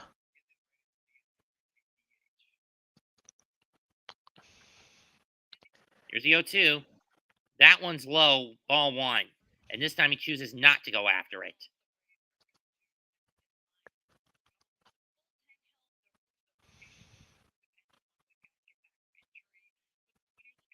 Yeah, my question is, when the fuck are the Braves going to go on a massive losing streak again? 21-6 in the month of June for those pieces of shit. Chopper. Eager. Damn it, McCann! Why do you constantly suck? Absolute trash! Again! Can we just use this guy as a utility catcher and let Nito take all the starts?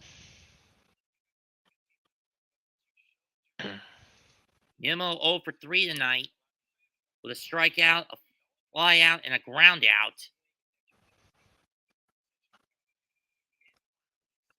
I mean, honestly, Evie, when is Buck going to get his head out of his ass and realize he needs to send McCann down and have him work on his damn hitting? I know. I don't know what's going on with Buck lately. And I know you've been doing those blame Buck videos lately. Where I'm basically calling him out on his lackluster logic. Oh. Is that what you're talking about? Yeah.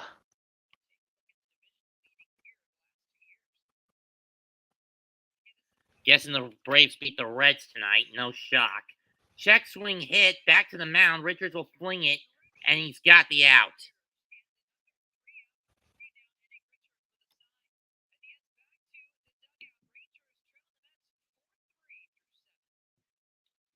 Guess he's not coming in.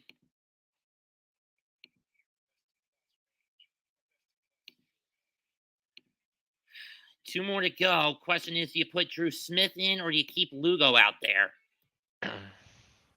Especially after Drew ended up being the bad kind of goat last game out. Know what I mean? Yeah. So, I don't know when Elon's going to make his announcement very soon. Oh, Braves haven't beaten the Reds yet. It's 8-1 Atlanta. But then again, you expect this kind of shit because they're playing the worst fucking team in the National League. Am I right? Yeah.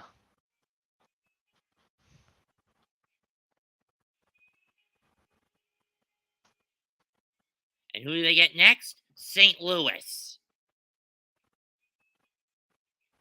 I'm referring to Atlanta, not New York. We get Cincinnati next. Okay, Yankees Guardians got washed out. So they'll play a doubleheader tomorrow.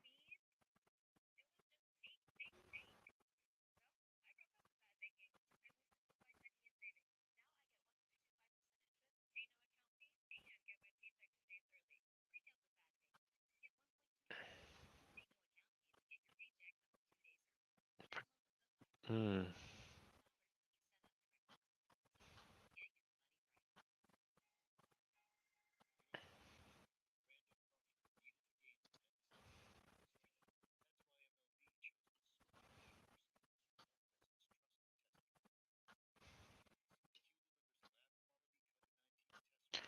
I mean, granted, I'm all that rant I used on my can just now off of. You've heard of Bad Dog Sports, right? Not really much. He's a Yankee, Laker, and Giants streamer. I see. He hates Aaron Hicks of the New York Yankees.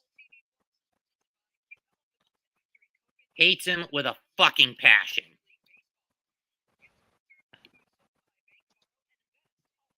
Okay, let's see who the Mets put on the hill. Is it going to be Lugo or is it going to be Smith?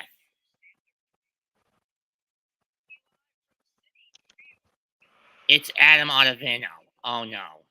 Oh, Ottavino, 31 game. This is 32nd appearance, 286 ERA, 109 whip, 21 hits, 28 in the third innings, 204 batting average, reached by opposition. And he was the one that basically caused this losing streak for the Mets, giving up the game winner against Miami on Sunday. Josh Smith takes strike one.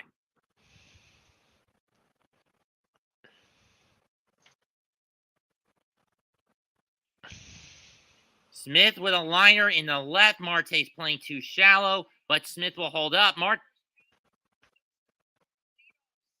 Thankfully,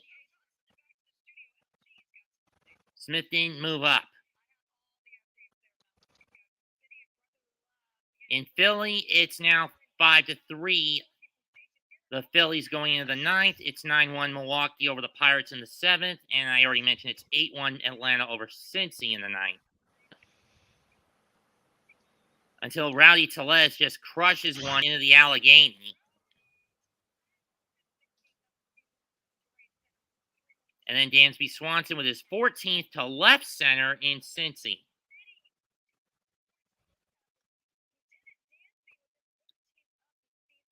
I don't even know why I put Swanson in my fantasy squad.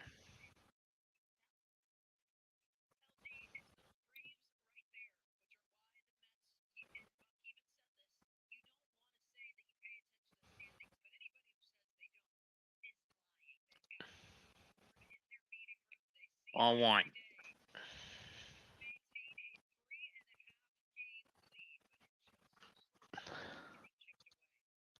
Yeah, but that's because the Braves have been playing teams that are two things: Jack and shit. And Jack left town, leaving them playing nothing but shit.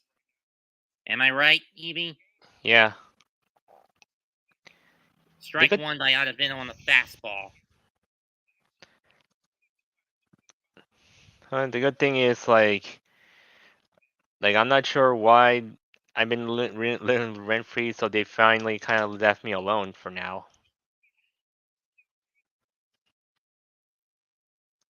Simeon had that solo that got the Rangers on the board first in the third inning.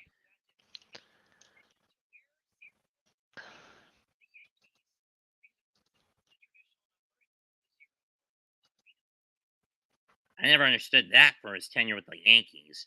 I mean, the Mets were willing to give him that zero because there was one other guy I'd known that's born the zero over the years. We know who that was. Rayo. Swing and a miss, strike two.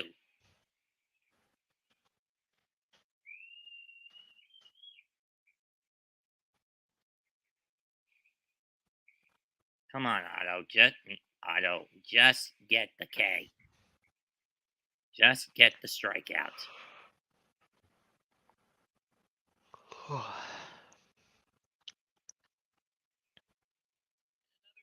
Another attempt to pick Smith off.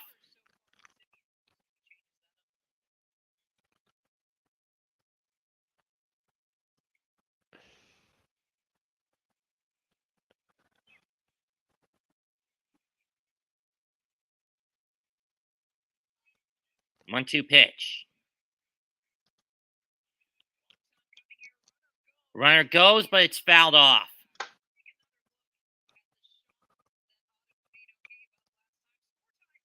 Oh no, not this.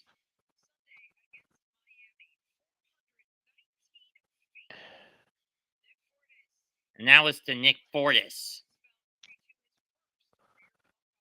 And that's what started this three-game downtrend for the Mets. I see. Why? Because Buck stupidly went to him. That's chopped.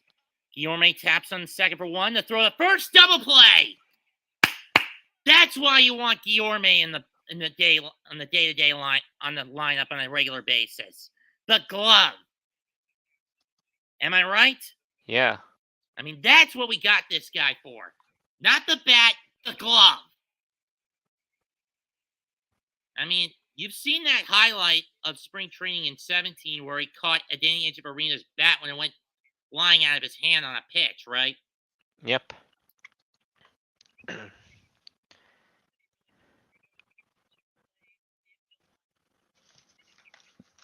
Yeah. I Another- mean, this kid is quite the defensive weapon for the Mets. Mm-hmm. Why don't they use him more often? Sure, he's not going to get you a lot of hits, but he more than compensates with the glove. I mean, he's not as athletic as Ray Ordonez, but his defensive IQ is second to none. Strike one by Seager. The Seager. Am I right? Yeah.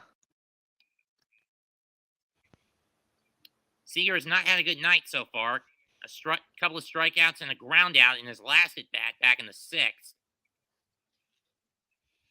I'd say there's about 35, maybe 37,000 in the seats tonight at City. A line out, fly out, ground out. Grounder this time to Escobar in the shift. Throws high, but Alonso gets it. But it's a clean pick by Alonso. So the Mets get out of this one. Bottom 8, New York's still up 1. Can they hold the line?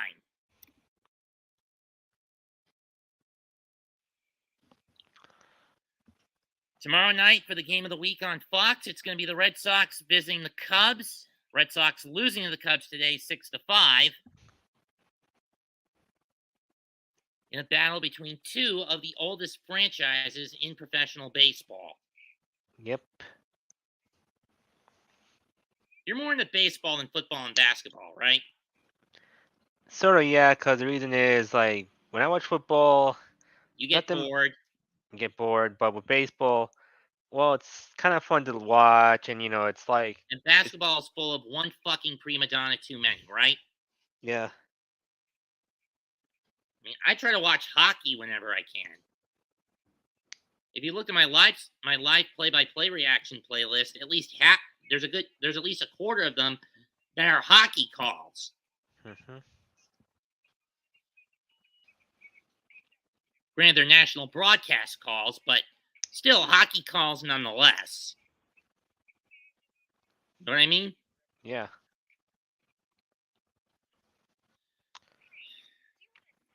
I'm going to get some water. I'll be right back. All right.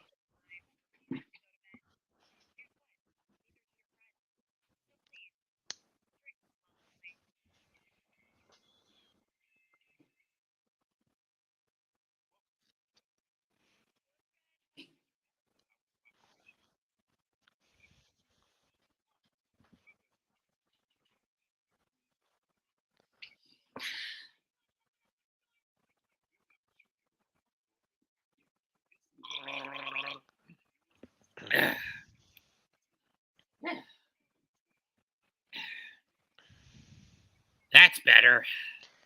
Yeah.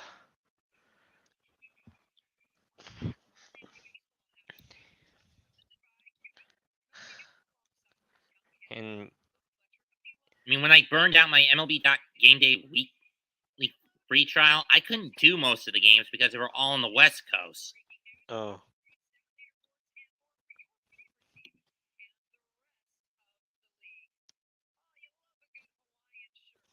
Oh, brother. Let's just get to the 8th. It's Marte, Lindor, and Alonso in the 8th. so how many Run innings left? odds were over under was 7.5, and right now they're under it. Marte tries to bunt on, but it's fat, but it goes into the glove. Strike one.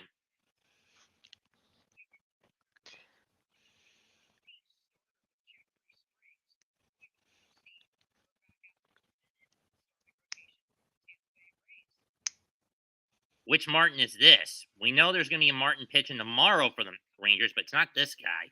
Through the left, batted down. And it's a base hit for Marte as Smith tried to smother it, but it ricocheted off him. Fair ball. Marte's on with a leadoff hit. There you go, Starling. That gets you out of that slump. That's one way to get out of that slump.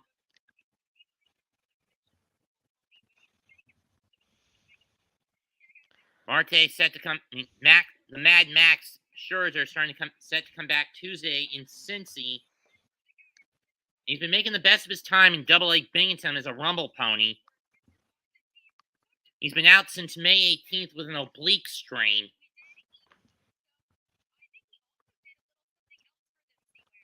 So he's on pace for the minimum recovery time of 6 weeks as opposed to the maximum of 8. Here's Lindor, ball one. And I think you can agree with me, Evie. Mets need Max more than ever right now. Yep.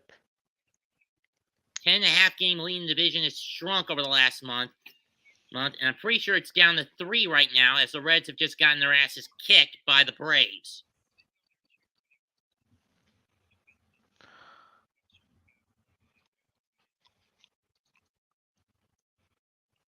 See what's going on on. Lindor. Brett Martin, 27 games, 0-4 record, 3.47 ERA, 2.39 opposing batting average, 21.3 in the third innings, 21 hits coughed up, 18 Ks, 8 walks, and a 1.3 whatever whip. Swing and a miss. I don't know why the hell you went after that one, Francisco. 1-2.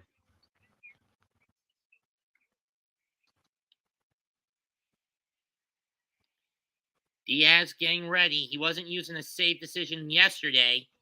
On Wednesday. I really questioned why the hell Buck brought him in for the 8th instead of the 9th. And would the Mets have won the game anyway if they brought him in the 9th? I don't think so. Would you agree? Evie? Yeah. Would you agree that even if Buck brought him in for the 9th instead of the 8th, the Mets would have lost? Yeah. And that would have been an extra. It's 1-2, and runner goes. Marte steals, strike him out, but no throw him out. So Marte moves into scoring position.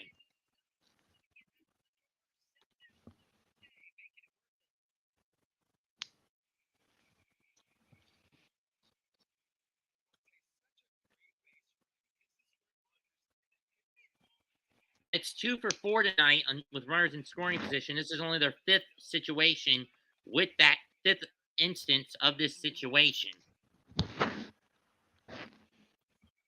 where they only had 2 all Wednesday against Houston. But then again, it was up against Justin Verlander, one of the best fucking pitchers of all time, of this generation, if not of all time. Know what I mean? Yeah. Here's Alonso. Let's see what Pete's got. He's hit 2 singles tonight.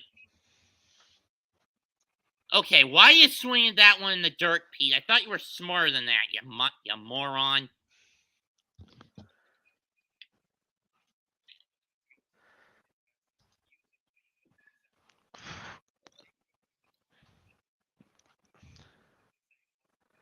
Well, for now, it's like I'm just gonna wait till which anime I'll be watching. Like, not the newer ones that are dub. I'm just gonna watch the previous ones that are not dub.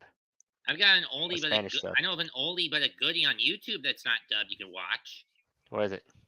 It's called Oishinbo. Literal translation, The Gourmet. Two journalists working for a newspaper are tasked by the owner of it to create something called the ultimate menu for their publication's 100th anniversary. So they go across Japan finding various foods to see what could be put into the project. One of them is a bright-eyed 22-year-old new girl working in the culture and arts department of the paper. The other, a lazy 27-year-old cynic with a very refined palate because of training he has as a... Hold on, let me just get to the next pitch, and I'll fill in the rest in the end of the... That ball gets away! Marte's going to go to third as it bounces left of...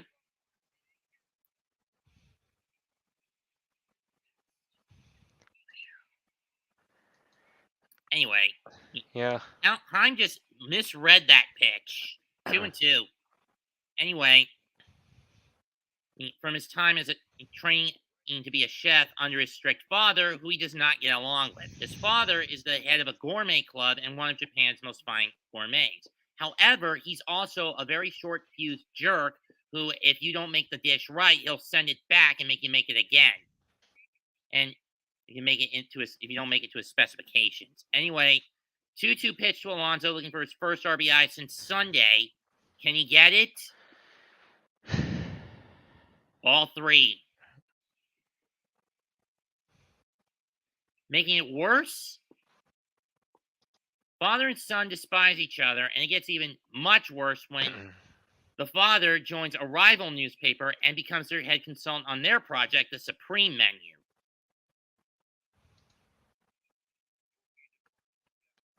It's from the late 80s, early 90s, based on a manga from the early 80s. I see.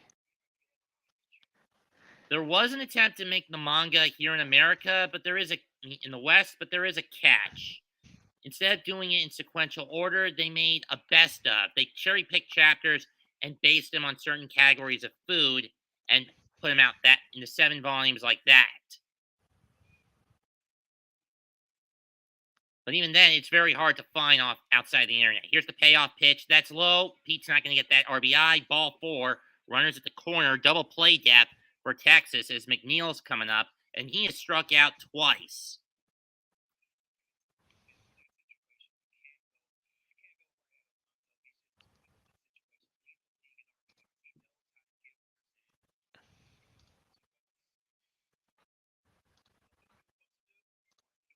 It looks like Alonso's going to be pitch run for. Dom Smith is coming in. Or, sorry, it's Entner and Ciarte, which means Dom is going to be put in for defensive purposes in the 9th. I don't mind this move because you do need speed to negate the double play ball. Know what I mean? Yeah.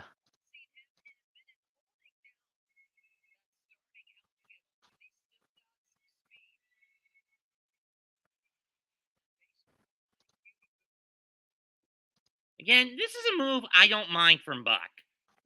You need speed on the bases. Dom doesn't have that. McNeil has walked and struck out twice and scored a run in the 4th. Batting average is dipped to 321. 1 out. Runner in scoring position. Ciarte at first. You think it's going to be a hit and run attempt?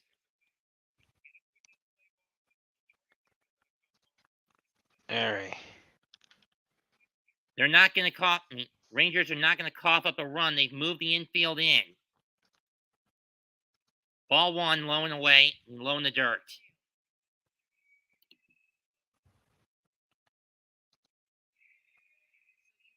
If I had to guess, the only other person in here aside from us that's watching this stream is Darwin. I see. But then again, he is a 12-year-old.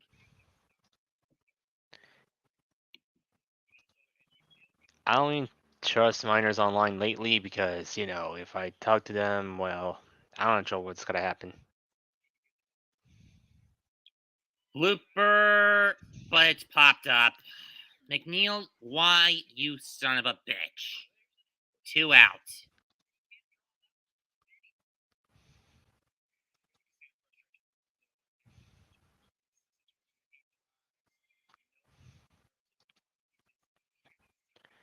Well, Yeah, he got himself jammed on that one. I'm still trying to get out of the the overweight scale so I can get back to normal weight. I'm like 3 pounds away.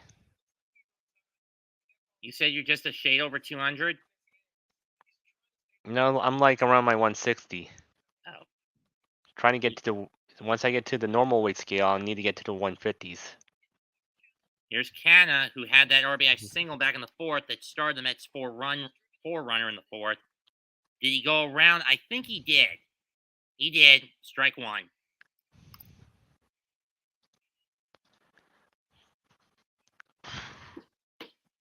Canada singled, line grounded out, been plunked, and driven an RBI and scored a run on the Escobar homer. Let's just hope for the Mets that's enough. But then again, they're also going through a stretch that I think doomed them last season, where they're not getting more than 5 runs a game. Aim in the last 9.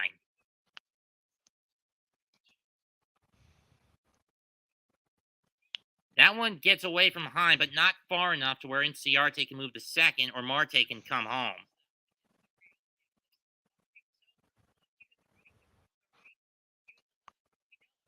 And Cannon knows he can't risk getting plunked here to load the bags for Guillorme, who's also been in a bit of a slump. And I'm pretty sure by now his batting average is dipped to below 300. Hold on a sec. I don't know what's the noise going on outside, or is it inside? For me or you? Me. Oh.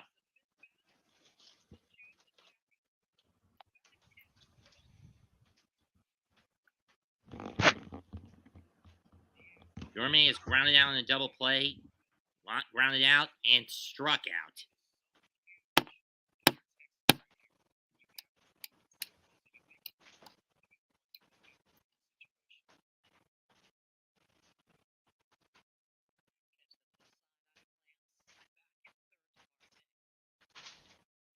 Swing and a miss, right down the pipe, and he overcut it, 1-2, or he foul tipped it into the glove.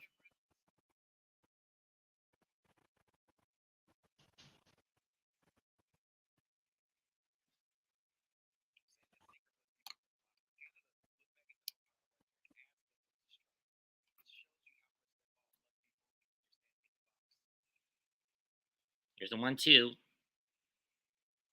They're going to go inside. And he just stared at it.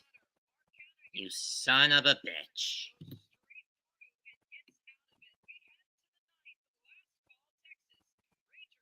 We go to the 9th. Mets 4, Rangers 3.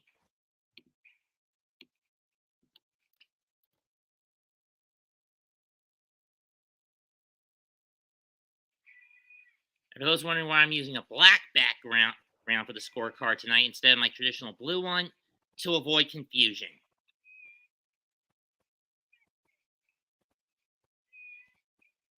I'll switch it back to blue after we're done with this game. Plus, it's Mets in black, back in black night for the Mets. Funny thing is, Evie, all the Mets games I went to at Shea, they never once wore the black. Sure, they wore the hats with the black casing and the blue bill, but never the whole black uniform. Know what I mean? I forgot, you're away from the computer for a moment.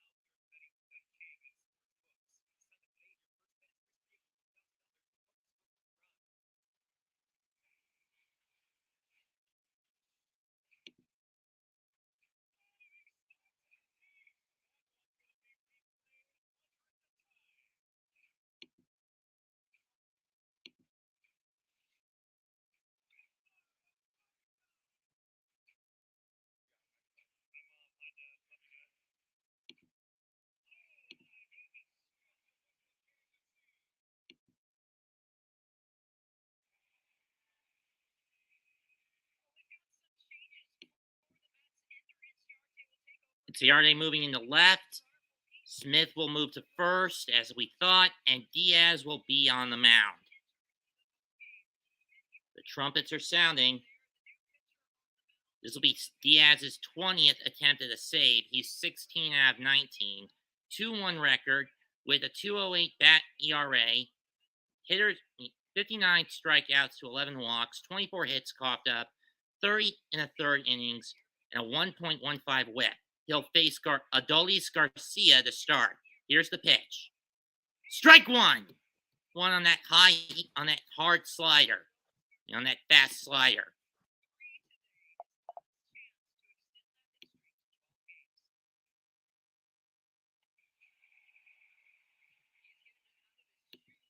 Strike two.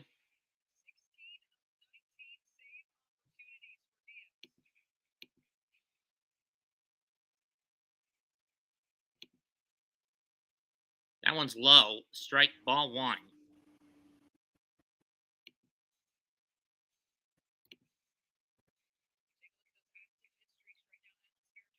Verdugo of the Red Sox has 10. Taylor Ward of the Angels with 10. And a Christian Yelich 9-game hitting streak, of the longest active streaks right now, behind Adolis Garcia's 11. That's a chopper. Lindor. High, but caught by Smith. Adolis' hitting streak is Garcia's hitting streak is over. For Evie.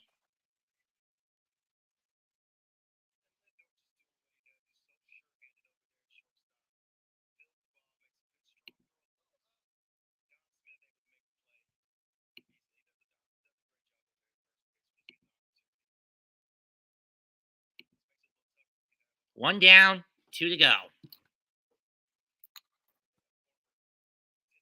What's with the card in Dom's hand? Anyway, here's Jonah Heim, who does have a single.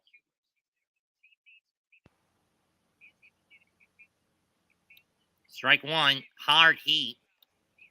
Interesting to note, folks, that tonight all the hits have either been homers or singles. 2 homers for the Rangers, 1 for the Mets, 3. Strike two.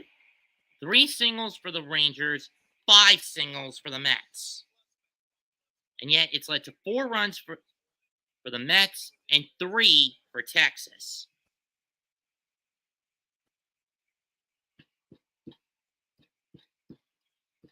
Oh, 2 pitch. Ball one. That one looked like it got there.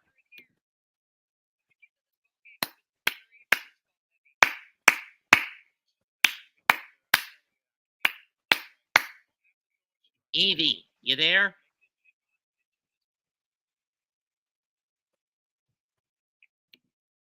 Ball 2. That's the other problem with Edwin's heat pitches. Peterson on the stake to win.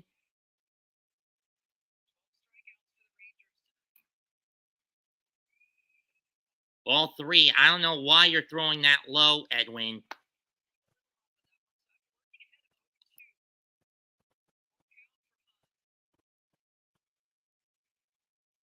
And Cole Calhoun is on deck. And that's a guy who knows Diaz like the back of his hand from his tenure. Sit down! Swung at the slider low and away. That's 13 Ks on Texas batters.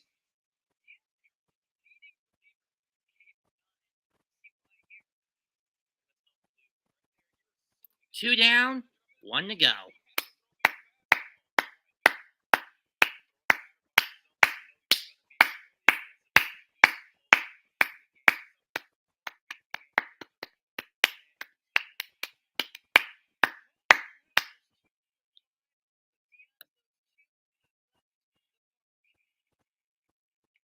Ball 1.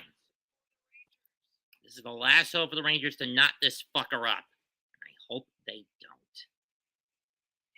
Mets need this win more than anything.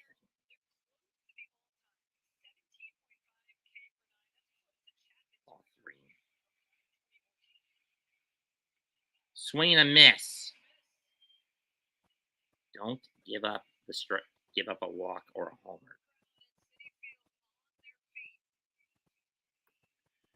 Get back in here, Evie. Crowd's on their feet. 1-1 count. It's actually a 3-1 count.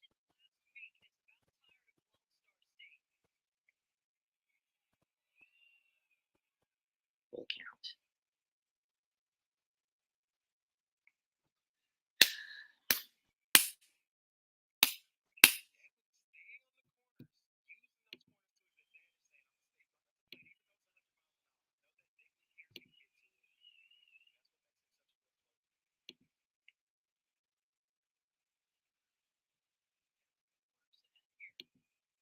Three and 1 count. I'm getting a damn heart attack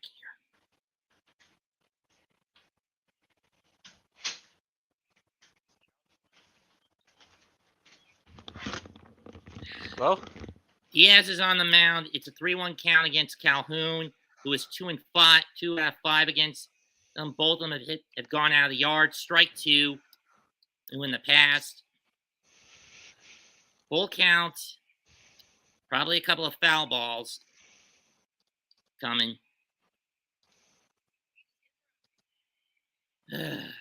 Fans on their feet in city.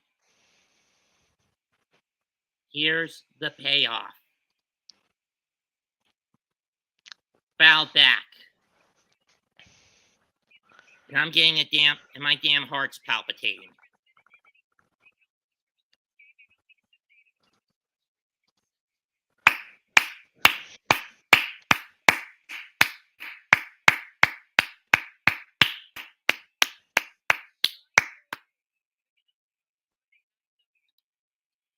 And a desperately needed W. Here's the payoff. Fouled off again.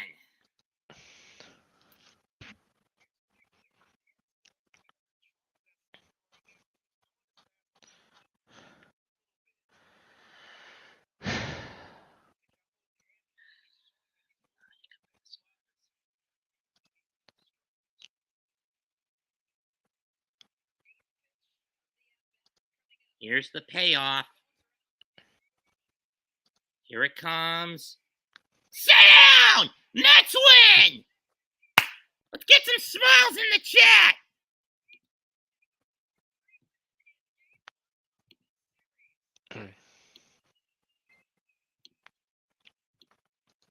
How's messaging me right now? Oh. Stand up! New York Mets fans. Finally. Final score, Mets 4, Rangers 3. Winning pitcher, David Peterson. Losing pitcher, Glenn Otto. Peterson goes, I believe, to 4-1. Otto falls to 4-4. And the Mets go to 48-29 and keep their 3.5 game lead over the Braves. For now, at least.